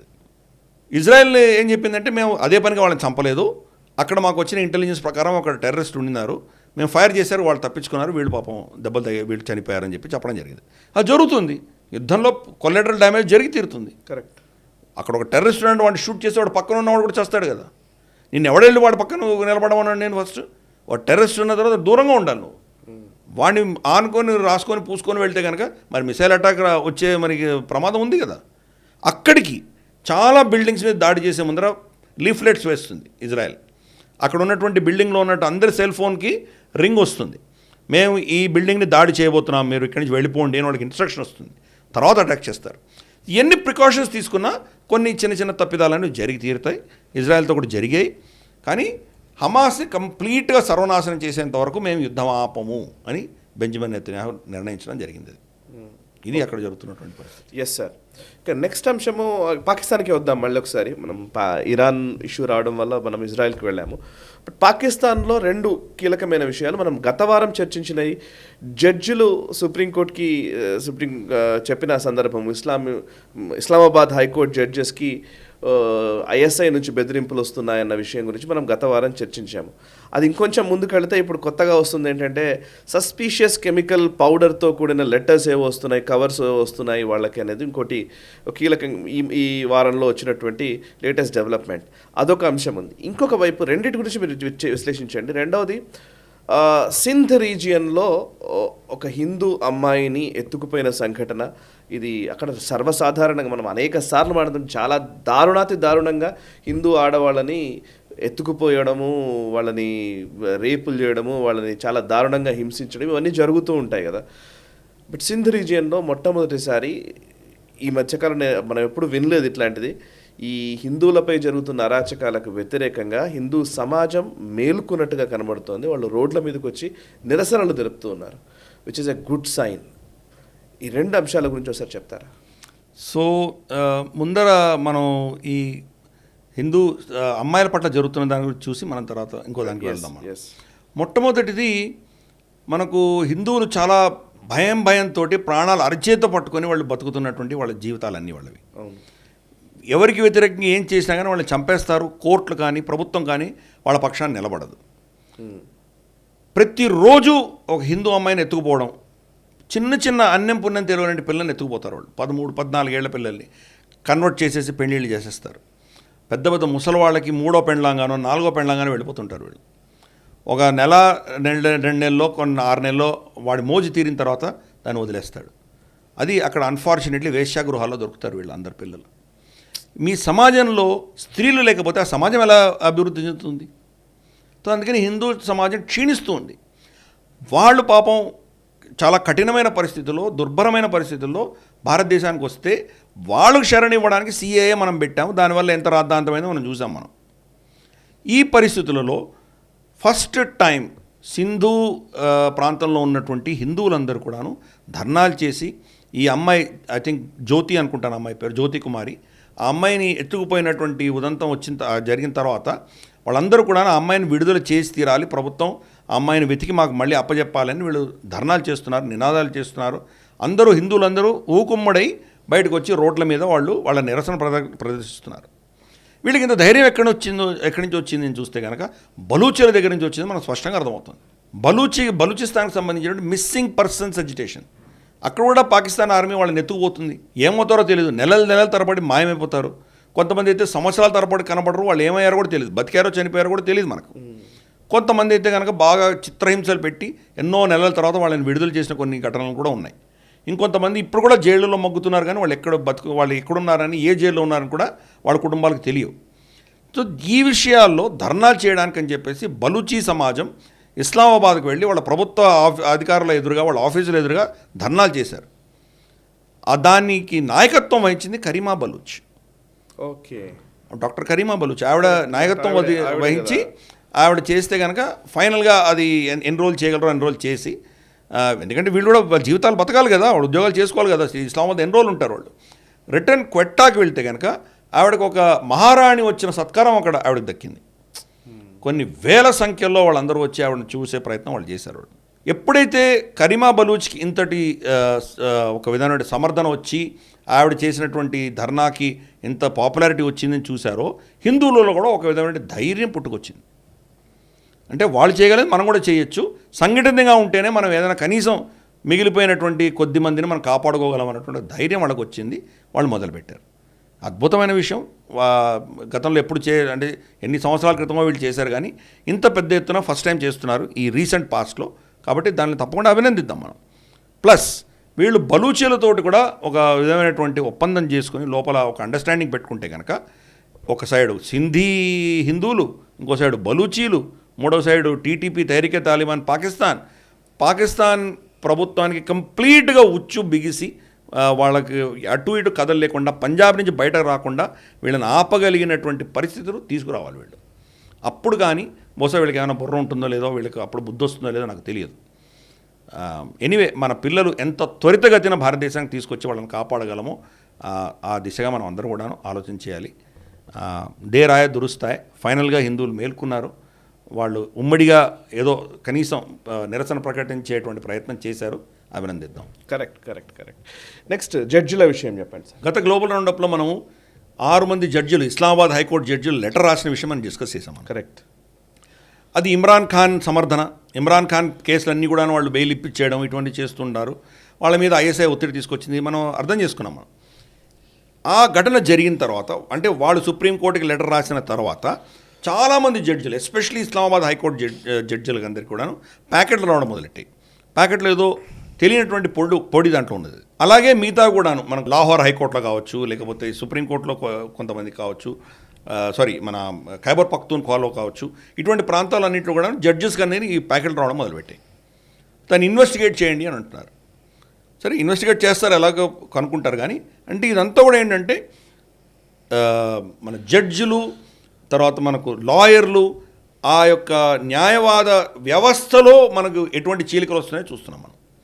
కొంతమంది ఇమ్రాన్ ఖాన్ సమర్థనంగా నిలబడ్డము, కొందరికి ఆయన వ్యతిరేకంగా నిలబడ్డము. ఎవరైతే ఒక పక్షాన్ని నిలబడ్డ వాళ్ళు ఎవరైతే ఉన్నారో వాళ్ళని బెదిరింపులు చేస్తూ ఇంకో పక్షం నుంచి దాడులు చేయడము, అలాగే రివర్స్ చేయడం, ఇవన్నీ కూడా మనం చూస్తున్నాం అక్కడ.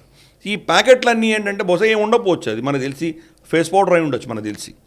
కానీ దానివల్ల ఎంత ప్రకంపనలు వాళ్ళు స్టార్ట్ చేయగలిగారు వాళ్ళు. కరెక్ట్. అది ఇంపార్టెంట్ మెసేజింగ్. అంటే చూడు, నీ దగ్గరికి ప్యాకెట్ రాగలింది అంటే రేపు రోజు ఇంకా విషయం ఉన్న తీసి నేను పంపించగలను కదా, చాలా విషయాలు నీకు వ్యతిరేకంగా చేయగలను అని చెప్పి ఒక సందేశం పంపిస్తున్నాం, వార్నింగ్. అంటే జడ్జిలందరూ కూడా భయభీతులతో ఉన్నారు. వాళ్ళ కుటుంబాలకు వ్యతిరేకంగా ఐఎస్ఐ చాలా చేసింది, వాళ్ళని వెళ్ళి చిత్రహింసలు పెట్టారు. సో మరి ఐఎస్ఐ చేస్తోందా, లేకపోతే ఇమ్రాన్ ఖాన్ పార్టీ చేస్తోందా, ఎవరు వ్యతిరేకంగా ఏం చేస్తున్నారు అనేది నిజంగా చెప్పడం చాలా కష్టం. ఎందుకంటే అక్కడ అస్థిర వాతావరణం అనేది రోజు రోజుకి పెరుగుతుంది. అక్కడ ఈరోజు జ్యుడిషియరీ ఉంది, రేపటి రోజు ఇంకెవరు ఉంటారో తెలియదు.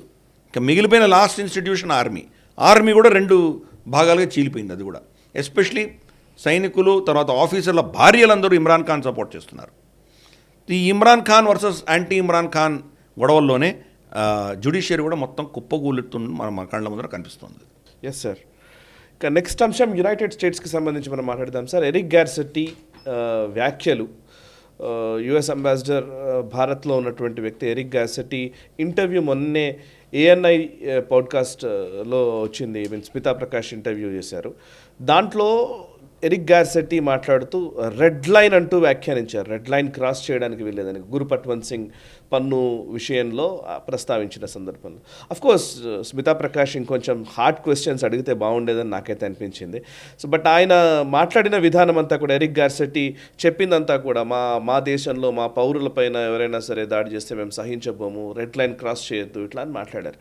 అండ్ అంతేకాదు ఏ దేశంలో అయినా సరే ఇట్లాంటి చర్యలు ఎవరైనా చేస్తే ఆ దేశ పౌరులపైన ఇంకో దేశ వాళ్ళు ఎవరైనా చర్యలు చేస్తే మేము ఊరుకోము అన్నారు. బట్ అది మరి అమెరికాకు వర్తించదేమో, మరి అది ఓన్లీ బయట వాళ్ళకు మాత్రమే వర్తిస్తుంది అనుకుంటా. అమెరికా చేసిన ఎన్ని దాష్టికాలు ఆయా దేశాల్లో ఏం చేసింది అనేది అందరికీ తెలిసిందే. బట్ ఎస్, ఎరిక్ గార్సెట్టి వ్యాఖ్యలకి ఈవెన్ జయశంకర్ కూడా రెస్పాండ్ అయ్యారు. అండ్ గురుపట్వంత్ సింగ్ పన్ను విషయంలో గార్సెట్టి వ్యాఖ్యలు and at the same time Jaishankar reaction, వీటన్నిటి గురించి ఒకసారి విశ్లేషిస్తారా? మనకు అన్వర్ నాసర్ అబ్దుల్ అల్ అవలాకి అని ఒక అమెరికన్ సిటిజన్, అతను అమెరికన్ పాస్పోర్ట్ హోల్డర్, ఓ టెర్రరిస్ట్. అతను యమన్లో నుంచి ఆపరేట్ చేస్తుండేవాడు. ఒబామా హయాంలో అతన్ని వెళ్ళి చంపొచ్చారు యుఎస్. సరే, వేరే దేశీయుడు అతను టెర్రరిస్ట్ అంటే మీరు చంపారు, మీ మీద దాడి చేస్తున్నాడో చేయబోతున్నాడో అంటే మీరు ఏది చేశారు, దానికి వేరే చర్చ. అది కూడా చేసే అధికారం మీకు ఎవరు ఇచ్చారు? అది పెద్ద ప్రశ్న. బేసికల్లీ అదే క్వశ్చన్. ఇప్పుడు మన దేశం పైన దాడి చేయడానికి గురుపట్వంత్ సింగ్ పన్ను డైరెక్ట్గానే వాడు స్టేట్మెంట్ ఇస్తున్నాడు. వాడిని చంపే అధికారం నీకు లేదు అని అంటే గనక, సేమ్ సద్దాం హుసేన్నో లేకపోతే ఒసామా బిన్ లాడెన్నో లేకపోతే ఏ అల్ ఖైదా టెర్రరిస్ట్లోనో చంపే అధికారం యుఎస్కి లేదు. కరెక్ట్, ఆ దేశంలో. నేను ఈ అవలాకి పేరు చెప్తున్నాను కదా, అవలాకి మీ సిటిజనే. మీ సిటిజన్ ఒసామా బిన్ లాడెన్ మీ సిటిజన్ కాదు. మీద దాడి చేయొద్దు అని అంటే మీ సిటిజన్ని మీరు చంపడం కూడా కరెక్ట్. వాళ్ళ చట్టం ప్రకారము వాళ్ళ సైన్యము వాళ్ళ ఓన్ సిటిజన్స్ మీద అటాక్ చేయడానికి వీల్లేదు. వాళ్ళ చట్టం వాళ్ళ పౌరుల మీద ఎలా అటాక్ చేస్తారు? సైన్యం అటాక్ చేయలేదు, పోలీస్ యంత్రాంగం చూసుకుంటుంది. టెర్రరిస్ట్ అయినా కానీ వాడు ఎంత క్రూరుడైనా కానీ చట్టం పరిధిలో వాడిని తీసుకొచ్చి నిలబెట్టాలి. చట్టం నిర్ణయిస్తుంది వీడిని హ్యాంగ్ చేయాలా, వీడిని ఏం చేయాలి అనేది వాళ్ళు నిర్ణయిస్తారు. మీరు మీ ఇష్టం వచ్చిన యూనిటర్ వెళ్ళి వాడు చంపితే వాడు టెర్రరిస్టో కదా మీకు ఏం తెలుసు? వాడు ప్రగల్భాలు పాల్గొండొచ్చు. మీరు ఉన్న ఎవిడెన్స్ని కోర్టులో నిలబెట్టాలి కదా. అంటే అమెరికన్ డీప్ స్టేట్ అన్నది వాళ్ళు చెప్పిందే డెమోక్రసీ, వాళ్ళు చెప్పిందే న్యాయం. వాళ్ళకి వ్యతిరేకంగా ఉన్న వాళ్ళు ఎవరు కూడా డెమోక్రసీ లేదు, తానాషాహీలు, టొటాలిటేరియన్సు, ఫ్యాసిస్టులు, ఏంటంటే వాళ్ళు ఇష్టం వచ్చిన పదాలు వాడతారు. కాబట్టి వాళ్ళు ఏం చేసినా కానీ అందరూ పడి ఉండాలి.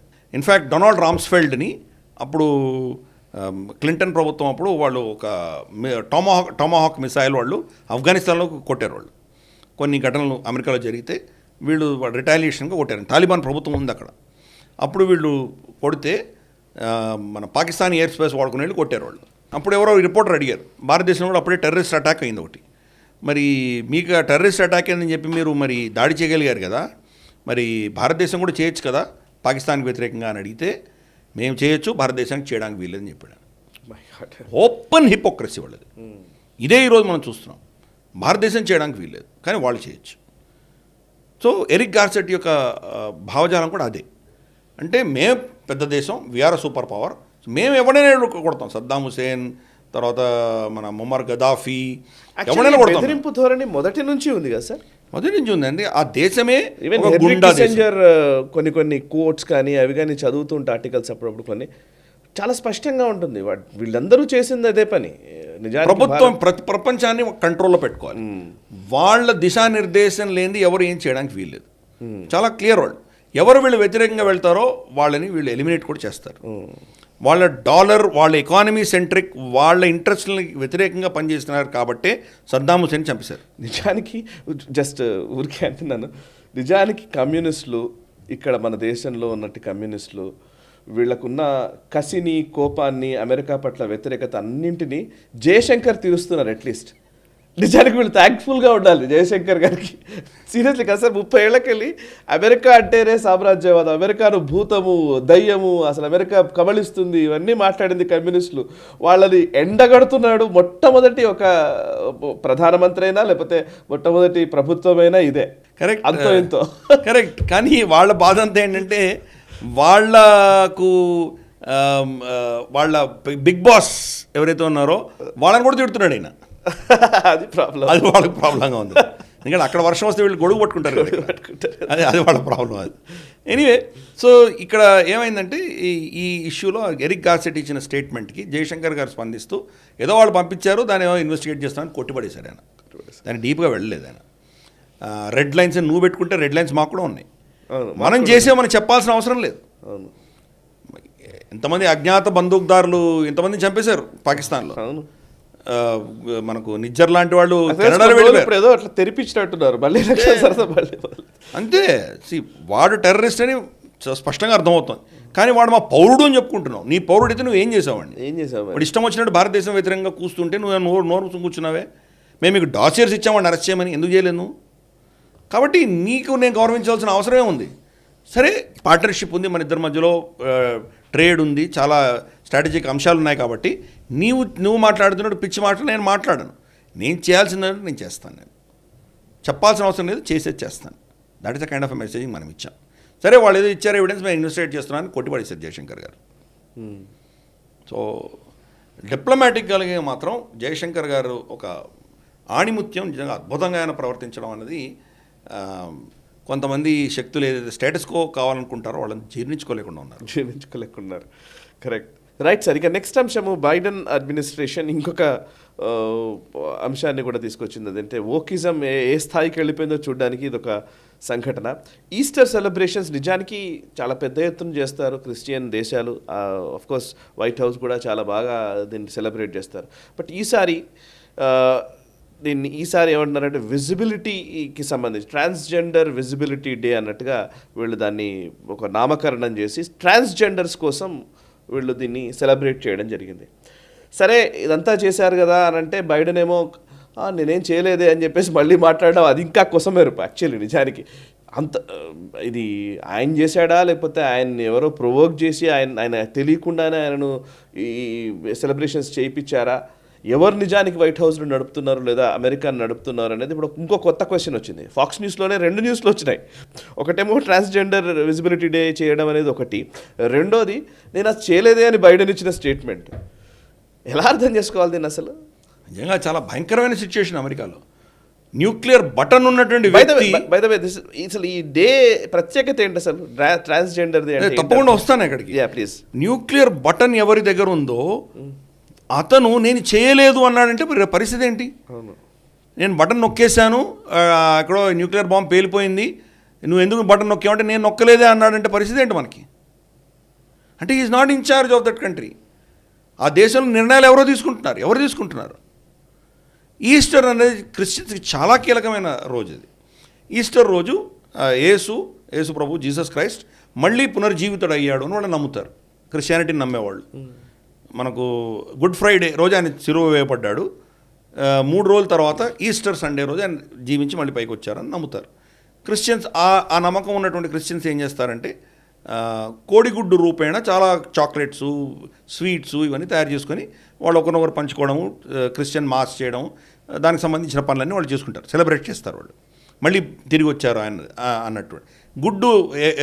కోడిగుడ్డు ఆకారం ఎందుకు పెట్టుకుంటారంటే గుడ్డు అన్నది కొత్త జీవితానికి సంకేతం కాబట్టి మళ్ళీ పుట్టారు అన్నదానికి ఏదో సింబాలిక్గా వాళ్ళు చేసుకుంటారు. అది వైట్ హౌస్ ట్రెడిషనల్గా గత కొన్ని 200-300 సంవత్సరాల నుంచి అమెరికా ఫామ్ అయినప్పటి నుంచి ఈస్టర్ సండే వాళ్ళు ఘనంగా సెలబ్రేట్ చేసేవాళ్ళు. ఎందుకంటే క్రిస్టియన్ దేశం అది మళ్ళీ సెక్యులర్ దేశం అనడానికి ఎవరికి ఆస్కారం లేదు. ఎందుకంటే ప్రెసిడెంట్ కూడా ప్రమాణం చేస్తే బైబిల్ మీదనే ప్రమాణం చేస్తాడు. బైబిల్ మీద ప్రమాణం చేయకుండా ఉంటే కానీ నువ్వు ప్రెసిడెంట్ కూడా కాలేవు ఆ దేశంలో. So very clear, it's Christian country. అటువంటి క్రిస్టియన్ దేశంలో ప్రెసిడెంట్ దాన్ని ట్రాన్స్జెండర్ విజిబిలిటీ డే డిక్లేర్ చేయడం అన్నది ఎవరికి అర్థం కావట్లా. ఏంటి ఎలా జరిగింది ఇది అని. అంటే ఆయన ముందర ఏదో పేపర్ పెడితే సంతకం పెట్టేశాడు, దానికి ఏం పెడుతున్నో తెలియట్లేదా? ఈయన కాగ్నిటివ్ ఎబిలిటీస్ ఏంటి? చాలా ప్రశ్నలు పుడుతున్నాయి. కనీసం ఆయన ఏదో చూస్తానులే దాని గురించి దాటేసి ఉంటే వేరేగా ఉండేది. నాకు తెలియదు అనేసరికి చాలా పెద్ద ప్రశ్నలు పుడుతున్నాయి. ట్రంప్ దాన్ని వాడుకుంటున్నాడు. ఆయన చూడు, ఇటువంటి వ్యక్తి ఈరోజు మీకు ప్రెసిడెంట్గా ఉన్నాడు, అతను ప్రెసిడెంట్గా కంటిన్యూ అయితే దేశానికి ఎటువంటి నష్టం రాబోతుందో చూడు, క్రిస్టియన్స్ అందరికీ క్షమాపణ చెప్పాలి అంటూ ట్రంప్ ఆయన ధ్వజం ఎత్తుకొచ్చాడు ఆయన. సో ఇది అక్కడ జరుగుతున్న పరిస్థితి. రైట్. ఇంకొకటి కెనడాకి సంబంధించిన వార్త ఉంది సార్. కెనడాకి సంబంధించి Justin Trudeau immigration policy fail అయింది అని అంగీకరిస్తూ ఉన్నాడు. అఫ్కోర్స్ దానివల్లనే వాళ్ళు ఇంతకాలము అందరికీ స్వర్గధామం కెనడా అన్నట్టుగా మాట్లాడినటువంటి వ్యక్తి దీన్ని యాక్సెప్ట్ చేయడాన్ని ఎట్లా చూస్తారు? అంటే తనే స్వయాన ఎయిర్పోర్ట్కి వెళ్ళి ఈ వేరే దేశాల నుంచి వస్తున్నటువంటి వ్యక్తులు ఎవరైతే ఉన్నారో వాళ్ళని ఆలింగనం చేసుకొని దేశానికి రాండి అని చెప్పి ఓపెన్గా ఇన్వైట్ చేసినటువంటి వ్యక్తి. పర్ఫెక్ట్. WEF ఈ యొక్క డీప్ స్టేట్స్ ఏవైతే ఉన్నాయో international fascist capitalistic leftist organisations, దాన్ని అలాగే డిఫైన్ చేయాలి వరల్డ్ ఎకనామిక్ ఫోరంని. వీళ్ళందరూ కలిసి ఈ ప్రభుత్వాలు, ఈ కార్పొరేట్స్, ఈ ఫ్యాసిస్ట్ భావజాలం ఉన్నటువంటి వీళ్ళందరిలో కీలకమైన వాడు జస్టిన్ ట్రూడో. అతను వెళ్ళి వాళ్ళని అందరినీ స్వయాన తనే రిసీవ్ చేసిన రోజు ఏంటి, ఈరోజు ఆ పాలసీ తప్పు అని ఒప్పుకోవడం ఏంటి? అంటే వాళ్ళ సమాజంలోనే వచ్చిన వాళ్ళందరూ కూడాను చాలా క్రూరాతి క్రూరమైనటువంటి వ్యక్తులందరూ ఆ దేశంలో ప్రవేశించారు. లాటిన్ అమెరికాలో ఏం చేశారంటే వాళ్ళ జైళ్లను తెరిచేసి, వెనెజుయేలా కావచ్చు, మెక్సికో కావచ్చు, కొలంబియా కావచ్చు, ఇవన్నీ కూడా ఏం చేశాయంటే వాళ్ళ దేశంలో ఉన్న క్రిమినల్స్ అందరినీ అమెరికాకు తోసేశారు. వీళ్ళు అమెరికా తర్వాత కెనడాలోకి దూరిపోయారు వీళ్ళందరూ. ప్లస్ ఇక్కడ ఉన్నటువంటి మన సిరియా కావచ్చు, మనకు పాకిస్తాన్ కావచ్చు, ఆఫ్ఘనిస్తాన్ కావచ్చు, లిబియా కావచ్చు, ఈ ఎక్కడైతే యుద్ధాలు జరుగుతున్నాయో బాగా రాడికలైజ్ అయిపోయినటువంటి జిహాదీ వ్యక్తులందరూ కూడా కెనడాలో దూరిపోయారు. ఈరోజు కెనడా సమాజం చాలా క్లిష్ట పరిస్థితిలో ఉన్నది. అందుకని ఫైనల్గా జస్టిన్ ట్రూడో లాంటి నియో లెఫ్ట్ భావజాలం ఉన్నటువంటి వ్యక్తి కూడా యాక్సెప్ట్ చేయవలసినటువంటి పరిస్థితి. నా పాలసీ ఫెయిల్ అయింది అని ఒప్పుకుంటున్నాడు. కానీ ఇప్పుడు ఏం చేస్తావు? నీ సమాజం అంతా నాశనం అయిపోయింది. నీ పాలసీ అంతా వాళ్ళ ఆధారంగానే ఉండబోతున్నది. రేపు వాళ్ళే ఓటేస్తారు. జగ్మీత్ సింగ్ ఆల్రెడీ మీకు పక్కలో బలంగా తయారాడు ఆయన. జగ్మీత్ సింగ్ సపోర్ట్ లేని నువ్వు రాజ్యం కూడా చేయలేవు. జగ్మీత్ సింగ్ ఏమో అసలు కార్పొరేట్స్ ఎవరైతే బాగా ప్రాఫిట్ సంపాదిస్తున్నారో వాళ్ళకి ఇంకెక్కువ ట్యాక్స్ వేయాలని చెప్పేసి చెప్తున్నాడు. కరెక్ట్. హయ్యర్ ప్రాఫిట్స్కే ట్యాక్స్ వేయాలంటున్నాడు. హయ్యర్ ప్రాఫిట్స్ ఎలా కనుక్కుంటావురా నువ్వు అంటే కనుక, నేను గత 3-4 సంవత్సరాలు యావరేజ్ తీసుకుంటాను, యావరేజ్ కంటే ఎక్కువ వస్తేనే ట్యాక్స్ అని. ఏమన్నా బుర్ర ఉందా? అంటే ఇప్పుడు హీరో 100 ఉంది, నెక్స్ట్ ఇయర్ నాకు 50 ఉంది, దాని తర్వాత ఇయర్ 25 ఉంది. యావరేజ్ ఎంత అయింది నాకు? 175 డివైడెడ్ బై 3 ఎంత వస్తుంది? సంథింగ్ ఏదో ఒక నెంబర్ వస్తుంది. సపోజ్ నెక్స్ట్ ఇయర్ నేను 100 వచ్చింది అనుకో, యావరేజ్ కంటే ఎక్కువ ఉన్నట్టే కదా. అంతే కదా. ఈ 3 సంవత్సరాల్లో ఒక సంవత్సరం 100 వచ్చింది కదా. ఇప్పుడు నువ్వు ట్యాక్స్ చేయబోయే సంవత్సరంలో అదే సంవత్సరం ఉన్న నాకు ప్రాఫిట్స్ వస్తే కూడా నన్ను ఎక్సెస్గా ట్యాక్స్ చేయబోతున్నావు. ఏమన్నా బుర్ర ఉందా అసలు? ఏంటి అదొక మెసేజింగ్ అనమాట. ఏమని? చూడు, ఈ బడా బాబుల దగ్గర నుంచి మేము పైసలు కలెక్ట్ చేసి మీ జోబుల్లో, మీ కమ్యూనిటీస్లో పెట్టదలుచుకుంటున్నాను, నేను ఎంత ప్రజాహితం కోరేటువంటి వ్యక్తో చూడు అని చెప్పి చెప్పుకొని డబ్బాలు కొట్టుకోండి తప్ప ఇంకేం లేదు. Is a terrorist. భారతదేశం చాలా క్లియర్గా అతనితో ఎటువంటి సంబంధాలు పెట్టుకోలేదు. ఇప్పుడు ట్రూడో చేసినటువంటి పిచ్చి పని వల్ల ఇటువంటి వ్యక్తులే రేపు వాళ్ళ పార్లమెంట్లో కూర్చోబోతున్నారు. మరి ఎటువంటి ఎక్స్ట్రీమ్ భావజాలు తీసుకొచ్చి అక్కడ వాళ్ళు షరియాని ఇంప్లిమెంట్ చేయమంటారా? మరి హలాల్ ఇంప్లిమెంట్ చేయమంటారా? రంజాన్ టైంలో ఈవెన్ వైట్ కెనేడియన్స్ కూడా ఏం తినడానికి వీల్లేదు, వీళ్ళని నిషేధం తెచ్చేటువంటి చట్టాలు తీసుకొస్తారా? మనకు తెలియదు. దీనికంతా కారణం ఎవరు? జస్టిన్ ట్రూడోవే కదా. అలాగే మనకు జర్మనీలో యాంజెలా మెర్కెల్ చేసిన పిచ్చి పని వల్ల ఈరోజు వాళ్ళు సఫర్ అవుతున్నారు. ఈరోజు స్వీడన్లో పరిస్థితి ఏంటి? 25% ఈ ఇమిగ్రెంట్స్ ఉన్నారు ఆ దేశంలో. అవును. ఇవన్నీ దీనికి అంతా కారణం ఏంటి? అప్పట్లో చేసినటువంటి పిచ్చి పనులు. అదే కెనడా డిప్యూటీ ప్రైమ్ మినిస్టర్ ఇప్పుడు world economic forum board of ట్రస్టీస్కి సంబంధించిన మెంబర్ క్రిస్టియా ఫ్రీలాండ్, ఆమె ఇంకో వ్యాఖ్య చేశారు. యాక్చువల్లీ ఇది కొంచెం మీరు డిస్కస్ చెప్పాల్సిన విషయం ఇది. Our shrinking glaciers and our warming oceans are asking us wordlessly but empathetically if democratic societies can rise to the existential challenge of climate change. So basically climate change దీని చుట్టూతానే మొత్తం తిరుగుతూ ఉంటుంది. ఈ WEF వీటన్నిటికీ ముఖ్యంగా వెస్టర్న్ సొసైటీని మొత్తం దాని చుట్టూ తిప్పేస్తున్నారు. ఈ క్లైమేట్ చేంజ్ అనేదాన్ని డెమోక్రటిక్ సొసైటీస్ అసలు నిజంగా హ్యాండిల్ చేయగలుగుతున్నాయని మీరు అనుకుంటున్నారు అన్నట్టుగానే వ్యాఖ్యానిస్తున్నారు. అంటే డెమోక్రటిక్ సొసైటీస్ కూడా ఇప్పుడు అయిపోయినాయి ఇంకా. కరెక్ట్. అంటే ఆ ఆప్షన్ కూడా అయిపోయిందని అర్థమా? Correct. Capitalist democratic societies fail అయినాయని చెప్తున్నాను. యా. అంటే ఇంకా ప్రత్యామ్నాయం ఏంటి నీకు? Capitalism, communism. మీ కమ్యూనిజం వద్దు, క్యాపిటలిజంకి కమ్యూనిజంకి రెండింటి మధ్యలో బైనరీ పెట్టారు మీరు. అవును. ఇప్పుడు క్యాపిటలిజం పోయింది, క్యాపిటలిజం మీకు వద్దంటున్నారు, ఫెయిల్ అయింది అంటున్నారు, డెమోక్రసీ ఫెయిల్ అయింది అంటున్నారు. మిగిలింది ఏంటి? Fascist dictatorship. That's it. అది కావాలా నీకు? అంతే. నిజంగా అదే చెప్తున్నారు వాళ్ళు. మాకు ఫ్యాసిస్ట్ డిక్టేటర్షిప్ కావాలి, కఠినమైన నిర్ణయం తీసుకునేటువంటి ప్రభుత్వాలు కావాలి. ఇప్పుడున్నటువంటి ఈ చట్టాలు, ఈ డెమోక్రసీ వల్ల ప్రదూష్యం మన కాలుష్యాన్ని మేము ఆపలేము, ఈ భూమి పృథివీ అంతా కూడా నాశనం అయిపోతుంది, మేము ఇప్పుడు ఏదైనా అర్జెంట్ స్టెప్స్ తీసుకోకపోతే మొత్తం సర్వ జీవరాశులు నాశనం అయిపోతాయి, కాబట్టి దానికి డెమోక్రసీ పనికి రాదు అని ఒప్పుకుంటుంది ఆమె. డెమోక్రసీ ఒప్పుకోకపోతే ఇంకా మరి మీకు ఏం సిస్టమ్ కావాలంటే మాకు అన్ని సర్వశక్తులు ఉండాలి. ఆల్రెడీ కెనడా చట్టం పాస్ చేసింది.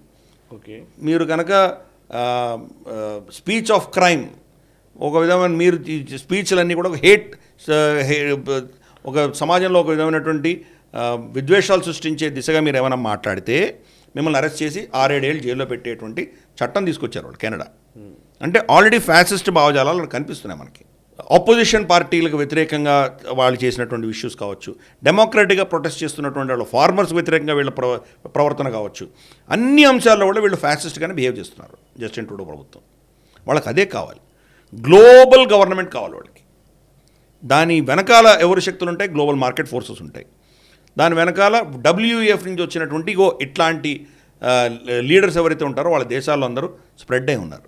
వీళ్ళందరూ కలిసి ప్రభుత్వాన్ని, మొత్తం ప్రపంచాన్ని శాసించడానికి ఒక వరల్డ్ గవర్నమెంట్ కూడా తయారు చేయాలి. ఇది వీళ్ళ భావజాలం. యాక్చువల్గా దీని మీద నేను పవర్ పాయింట్ చేశాను. నేను గ్లోబల్ మార్కెట్ ఫోర్సెస్ మీద ఒక పవర్ పాయింట్ చేశాను నేను. ఇంకొకటి WEF వరల్డ్ ఎకనామిక్ ఫోరం మీద కూడా ఇంకోటి చేస్తున్నాను నేను. బహుశా మనం ఈ 2 టాపిక్స్ మనం గ్లోబల్ రౌండప్లో ఏదో టూకీగా టచ్ చేసి వదిలేస్తాం. దీని యొక్క సైద్ధాంతికమైనటువంటి మూలాలు ఎక్కడి నుంచి ఉన్నాయి, కరెక్ట్, వీళ్ళు ఎటువంటి అస్త్రాలను వాడుకొని వాళ్ళ పని ఏం చేయాలో చేస్తున్నారు, దీన్ని ఎవరెవరిని వాడుకుంటున్నారు, వీళ్ళ టెక్నిక్స్ ఏంటి, తర్వాత దీనివల్ల భారతదేశానికి ఎటువంటి నష్టం వస్తుంది, మనం ఎలా దీన్ని కౌంటర్ చేయాలి, ఇవన్నీ కూడాను నాకు తోచిన దిశగా నేను కొంత తయారు చేసి పెట్టాను ఆల్రెడీ. బహుశా 2 అంశాలు మనం సపరేట్గా డీటెయిల్డ్ డిస్కషన్ తర్వాత చేద్దాం. Okay, right sir. ఇక స్కాట్లాండ్కి సంబంధించిన విషయం ఒకటి. స్కాట్లాండ్లో హేట్ క్రైమ్ లా ఈ మధ్యకాలంలోనే తీసుకురావడం జరిగింది. అది Scotland first minister Humza Yousaf. Actually ఆయన పైన మళ్ళీ ఇంకొకరు ఎవరో కంప్లైంట్ కూడా చేశారు. ఈ మధ్యకాలంలోనే అది వచ్చిన తర్వాత ఒక 3000 అప్లికేషన్స్ వచ్చాయనేది ఒక విషయం. అండ్ ఈవెన్ హ్యారీ పాటర్ రచయిత జేకే రౌలింగ్ పైన కూడా ఒక ఆరోపణలు, హేట్ క్రైమ్ చేసినట్టుగా ఆయన పైన ఆరోపణలు వచ్చినట్టుగా తెలుస్తుంది. సో బేసికలీ ఏం జరుగుతుంది స్కాట్లాండ్లో ఒకసారి చెప్తారా? హంజా యూసుఫ్ చాలా చిన్న పిల్లవాడు, చాలా చిన్నవాడు. కానీ అతని ప్రేరణ అంతా కూడాను ఇస్లాంకి వ్యతిరేకంగా ఎవరైనా మాట్లాడితే వాళ్ళని జైల్లో పెట్టాలి అన్నటువంటి ప్రేరణతో మొదలుపెట్టాడు. కానీ అది ఎక్కడికి వెళ్ళిపోయిందో అది తన చేతిలో లేకుండా పోయింది ఈరోజు. ఇప్పుడు జేకే రౌలింగ్ ఆవిడ మీద అభియోగం ఏంటంటే జెండర్ మేల్ ఫీమేల్ అనకూడదుట. అవును, అదే ఎగ్జాక్ట్, అది అభియోగం అనేది నాకు నేను కూడా చదువుతూనే నవ్వొచ్చింది యాక్చువల్లీ. సో మేల్ ఫీమేల్ అంటే కనుక అది ఈ ట్రాన్స్జెండర్ని అవమానించినట్టుట, అది హేట్ క్రైమ్ అయిపోతుంది. అది చాలా సీరియస్ ప్రాబ్లం. సమస్య ఎక్కడికి వెళ్తుందో మనకు అర్థం కాదు. యాక్చువల్లీ ఇది ఒక క్వశ్చన్ ఉందండి. ఇప్పుడు యాక్చువల్లీ ఈ మధ్యకాలంలో కార్పొరేట్ కొన్ని ఆఫీసెస్లో వాటిల్లో ఈవెన్ MNCల్లో కూడా అంటే ఎంప్లాయీస్కి కొన్ని గైడ్ లైన్స్ ఇస్తారు కదా, వాటిల్లో కొంతమంది ఎవరైనా ఉంటే కమెంట్స్లో చెప్పండి మీ ఆఫీసెస్లో ఏమైనా ఇట్లాంటివి ఉంటే కనుక. నేను విన్నది చెప్తున్నాను. సో కార్పొరేట్ ఆఫీసెస్లో ఏంటంటే మీరు మీ సాటి ఎంప్లాయీతో మాట్లాడేటప్పుడు కొన్ని ప్రశ్నలు అడగకూడదు. కరెక్ట్. సో మీ ఎంతమంది పిల్లలను, ఇట్లాంటి వివాహమైందా, వివాహం చేసుకోవచ్చు చేసుకోకపోవచ్చు, పిల్లలు ఉన్నారా, ఉండొచ్చు ఉండకపోవచ్చు, ఇవన్నీ కూడా అబ్జెక్షనబుల్ స్టేట్మెంట్స్గా క్వశ్చన్స్గానే పరిగణలోకి తీసుకుంటామని కొన్ని కార్పొరేట్ కంపెనీస్ డైరెక్ట్గానే చెప్తున్నారండి. కరెక్ట్. అంటే ఇవి చాలా minor issue. What is your husband అని అడగకూడదంట, వాట్ ఈస్ యువర్ పార్ట్నర్ అనొచ్చంట. అంటే ఇవన్నీ కూడా పర్సనల్ ఇష్యూస్ని క్వశ్చన్ చేయకూడదు అన్నది ఒక లెవెల్ వరకు వాళ్ళ ప్రైవసీ అన్నారు. ఓకే, గుడ్, సమంజసమైందా కాదా అనేది ఒక వేరే చర్చ. దారుణమైన పరిస్థితి అంటే గడ్డాలు మీసాలు వేసుకొని వచ్చినటువంటి వ్యక్తిని హీ అని ఏదో పురుష లింగంతో ఉన్నటువంటి పదాలు వాడితే కనుక మీ మీద కేసు పెట్టచ్చు. అడగాలి, మిమ్మల్ని ఎలా మేము అడ్రస్ చేయాలని అడగాలి. గడ్డాలు మీసాలు ఉన్నా ఈరోజు నేను స్త్రీ అన్నాడంటే నువ్వు స్త్రీగానే ఆన్సర్ చేయాలి, షీ హర్ అనే ఆన్సర్ చేయాలి. లేదు నేను స్త్రీ కాదు పురుషుని కాదు ఏంటో నాకు తెలియదు అంటే దే దెమ్ ఇటువంటి పెట్టాలి. Parent 1, parent 2. అవును. అంటే వాళ్ళ సమాజం ఎక్కడికి వెళ్తుంది? వాళ్లకు కొంత 5% రిజర్వేషన్లు పెట్టారు ఈ అమెరికన్ కంపెనీస్. ఇక్కడ మన సిటీలో మన రాష్ట్రంలో మ్యాండేటరీ 5% రిజర్వేషన్ పెట్టారు. చాలామంది పనికిరాని వ్యక్తులు ఎవరైతే వాళ్ళకు ఇక్కడ ఉద్యోగాలు దొరకవు అని వాళ్ళకి తెలుసో వాళ్ళు ఈ ట్రాన్స్జెండర్ల కింద పోజులు కొట్టి కూడా వెళ్ళేవాళ్ళు ఉన్నారు. ఆ అడ్వాంటేజ్ తీసుకొని వెళ్ళేవాళ్ళు కూడా ఉన్నారు. ఒకరోజు మొత్తం మామూలు మగవాళ్ళ డ్రెస్ వేసుకొని వస్తారు, మరుసటి రోజు అదే మీసాలు గడ్డాలతోటి ఫ్రాక్ వేసుకొని వస్తారు, లేదా చీర కట్టుకొని వస్తారు. దాన్ని చూసి నవ్వారంటే మీ ఉద్యోగం పోతుంది. ఇంతటి దారుణమైన పరిస్థితులు ఆ దేశంలో ఉన్నాయి. మన దేశంలో కూడా ఇది మొదలైంది, వాళ్ళ కంపెనీలో మొదలైంది. ప్రభుత్వం ప్రస్తుతానికి అదే కంపెనీ ఇంటర్నల్ రూల్స్ కాబట్టి వదిలేసాం మనం వాళ్ళని. అదే ఇండియన్ కంపెనీస్ భారత కంపెనీల్లో కనుక ఇది ఇంప్లిమెంట్ చేసే ప్రయత్నం చేసి దాని చట్ట సవరణలకు అంటూ వీళ్ళు డిమాండ్ మొదలు పెడితే అప్పుడు మన సమాజం కూడా ఒక విధమైనటువంటి పరిస్థితి, కష్టమైన పరిస్థితిలోకి వెళ్ళేటువంటి ప్రమాదం ఉంది. Yes yes. నెక్స్ట్ అంశం సార్, తైవాన్ చైనాకి సంబంధించిన విషయాల్లోకి వెళ్దాం. చైనా మాల్దీవ్స్ వ్యవసాయ రంగంలోకి చైనా అడుగుపెట్టినట్టుగా తెలుస్తుంది, వాళ్ళకి సపోర్ట్ చేస్తున్నట్టుగా తెలుస్తుంది. అయితే అక్కడ ప్రతిపక్ష నాయకులు ఆందోళనలు చేపడుతూ ఉన్నారు. ఒకసారి మాల్దీవ్స్ చైనా సంబంధాల విషయంలో ఇది కేవలం వ్యవసాయానికే పరిమితమా, ఇంకా ఏమైనా ఉన్నాయా? ఇది పరోక్షంగా రక్షణ, ప్రత్యక్షంగా వ్యవసాయంగా భావించాలా? 2 అంశాలు ఉన్నాయి దీంట్లో. చైనాకి వాళ్ళ ప్రజలకు ఆహారం పండించుకునేటువంటి క్షమత వాళ్ళ దగ్గర లేదు. చాలా తక్కువ భూభాగం పండుతుంది. చైనా ఇంత పెద్ద దేశమైనా నిజంగా పంటలు పండే భూభాగం చాలా తక్కువ వాళ్ళ దేశంలో. మిగతా అంతా జింగ్జియాంగ్, టక్లా మకాన్ డెజర్ట్ ఉంది అక్కడ, పెద్ద డెజర్ట్ అది. తర్వాత మనకు టిబెట్, ఈ మధ్యలో అంతా మన గోబీ డెజర్ట్ ఉంది. గడ్డి కూడా మొలవదు అక్కడ. 15-16 వేల అడుగుల ఎత్తులో ఉంటుంది ఆ ప్రాంతం అంతా. ఇన్నర్ మంగోలియా, అక్కడ కూడా ఏం పెరగవు. సో చాలా తక్కువ హాన్ ప్రాంతంలో మాత్రమే వాళ్ళకు వ్యవసాయం ఉంటుంది. కాబట్టి అంత పెద్ద పాపులేషన్కి వాళ్ళు ఆహారం సప్లై చేయాలంటే మిగతా దేశాల మీద పడి వాళ్ళ మన ఏమంటారంటే మనకు అగ్రికల్చరల్ ల్యాండ్స్ని వాళ్ళ అధీనంలో తీసుకుంటారు. ఈరోజు అమెరికాలో కూడా చాలా లక్షల ఎకరాలు ఈ అగ్రికల్చర్ ఫార్మ్స్ అన్నీ కూడా చైనీస్ కంట్రోల్లో ఉన్నాయి. అలాగే ఆఫ్రికాలో సిపిఈసి కూడా అందుకనే పెట్టారు. సిపిఈసి వాళ్ళకి ఏం అక్కడ రోడ్ వేసుకోవడానికో వాటర్ పోర్ట్ కట్టుకోవడానికి వాళ్ళ ఇంట్రెస్ట్ కాదు, అది సెకండరీ ఇంట్రెస్ట్. ప్రైమరీ ఇంట్రెస్ట్ ఏంటంటే ఒక గీత గీసేసారంటే అటు ఇటు ఆ కారిడోర్లో ఉన్నటువంటి భూములన్నీ వాళ్ళు తీసేసుకుంటారు. అక్కడ వాళ్ళు పంటలు పండించుకొని వాళ్ళ దేశానికి వాళ్ళు తీసుకువెళ్తారు. అది వాళ్ళ ప్లాన్, ఒరిజినల్ ప్లాన్ అది. మాల్డీవ్స్లో అది చేయబోతున్నారు. ఇక్కడ అగ్రికల్చర్లో వాళ్ళు టేక్ ఓవర్ చేస్తున్నారు.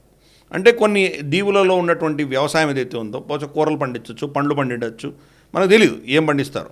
ఇవి చైనా వాళ్ళ కంపెనీలు వచ్చి అక్కడ పండిస్తాయి. భయంకరమైన కెమికల్స్ వేస్తారు వాళ్ళు. ఈరోజు సారం అంతా చచ్చిపోయింది. చైనాలో భూభాగం అంతా కూడా సారం చచ్చిపోయింది. భయంకరమైనటువంటి కెమికల్స్ వేస్తారు దాంట్లో. ప్లస్ అక్కడ ఎంత నాసిరకం కెమికల్స్ ఉంటాయో మనకు తెలుసు అక్కడి నుంచి వచ్చేవి. ఈల్డ్ బాగా వస్తుంది మీకు ఎకరానికి 10 బస్తాలు ఒక పంట ఏదైనా వచ్చిందంటే వీళ్ళు 500 బస్తాలు పండిస్తారు వాళ్ళు.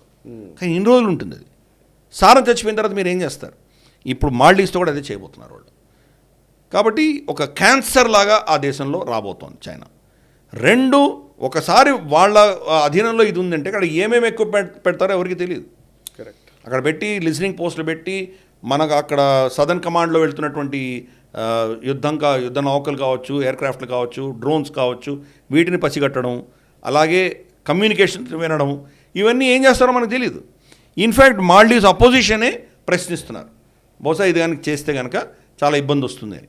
అలాగే మన విశ్లేషణ కూడా చాలామంది చెప్తున్నారు ఇది యాక్చువల్గా అగ్రికల్చర్ పేరిట మనకు వ్యతిరేకంగా వాళ్ళు చేస్తున్నటువంటి ఒక కుట్ర అని చెప్పి చాలామంది చెప్తున్నారు. Okay.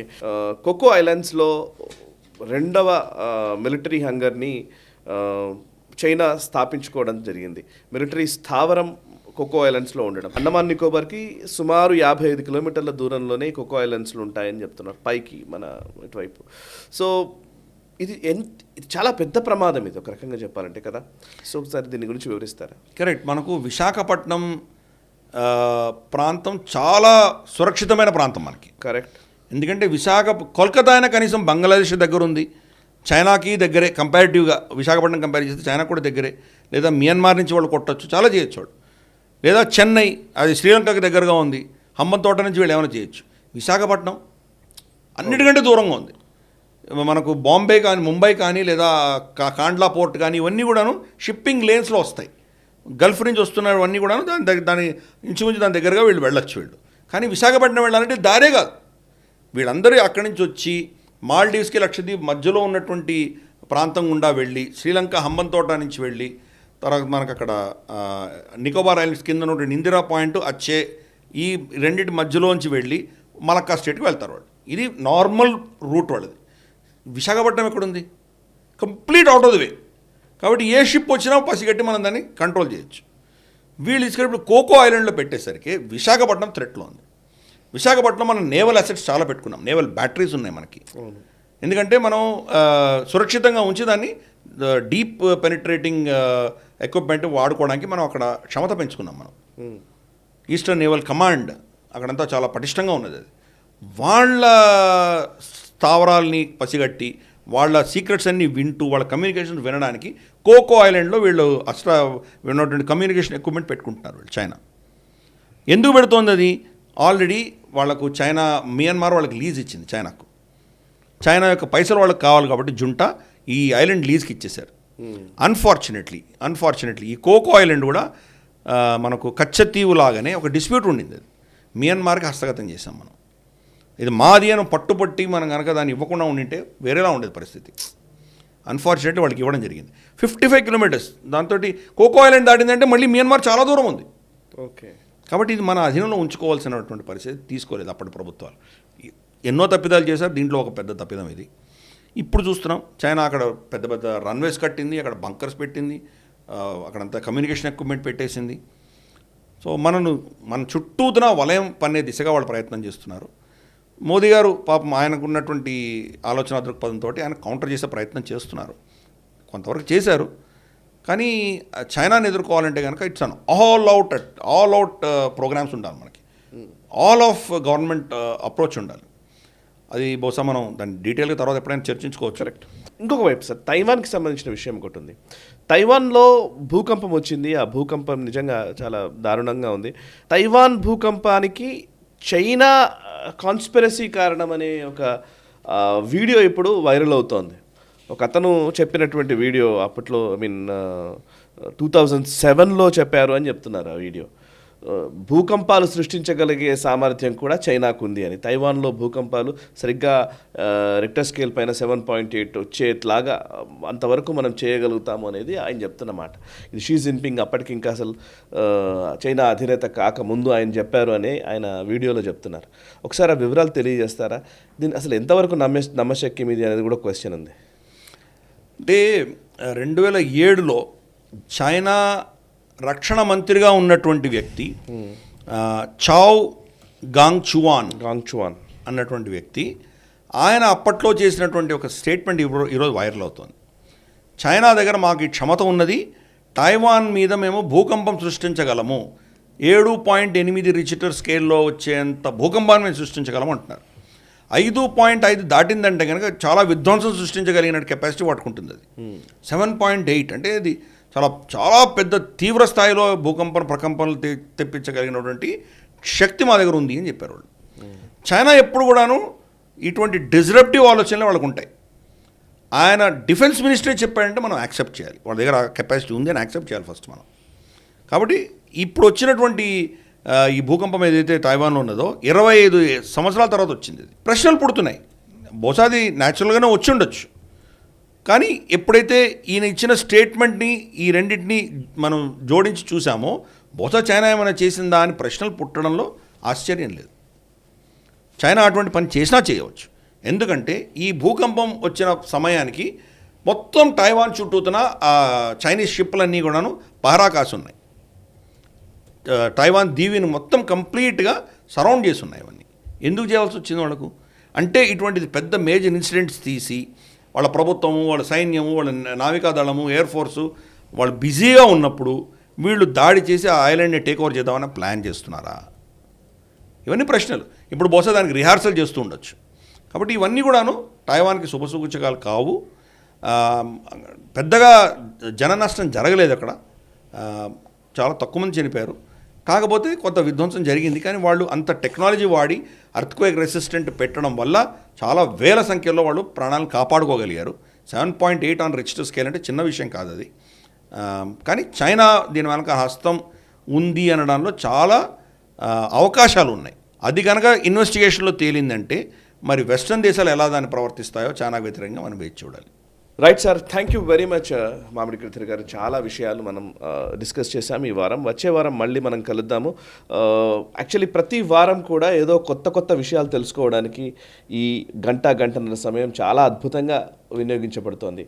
Thanks for everything. Thank you very much sir. నమస్తే సార్. నమస్తే.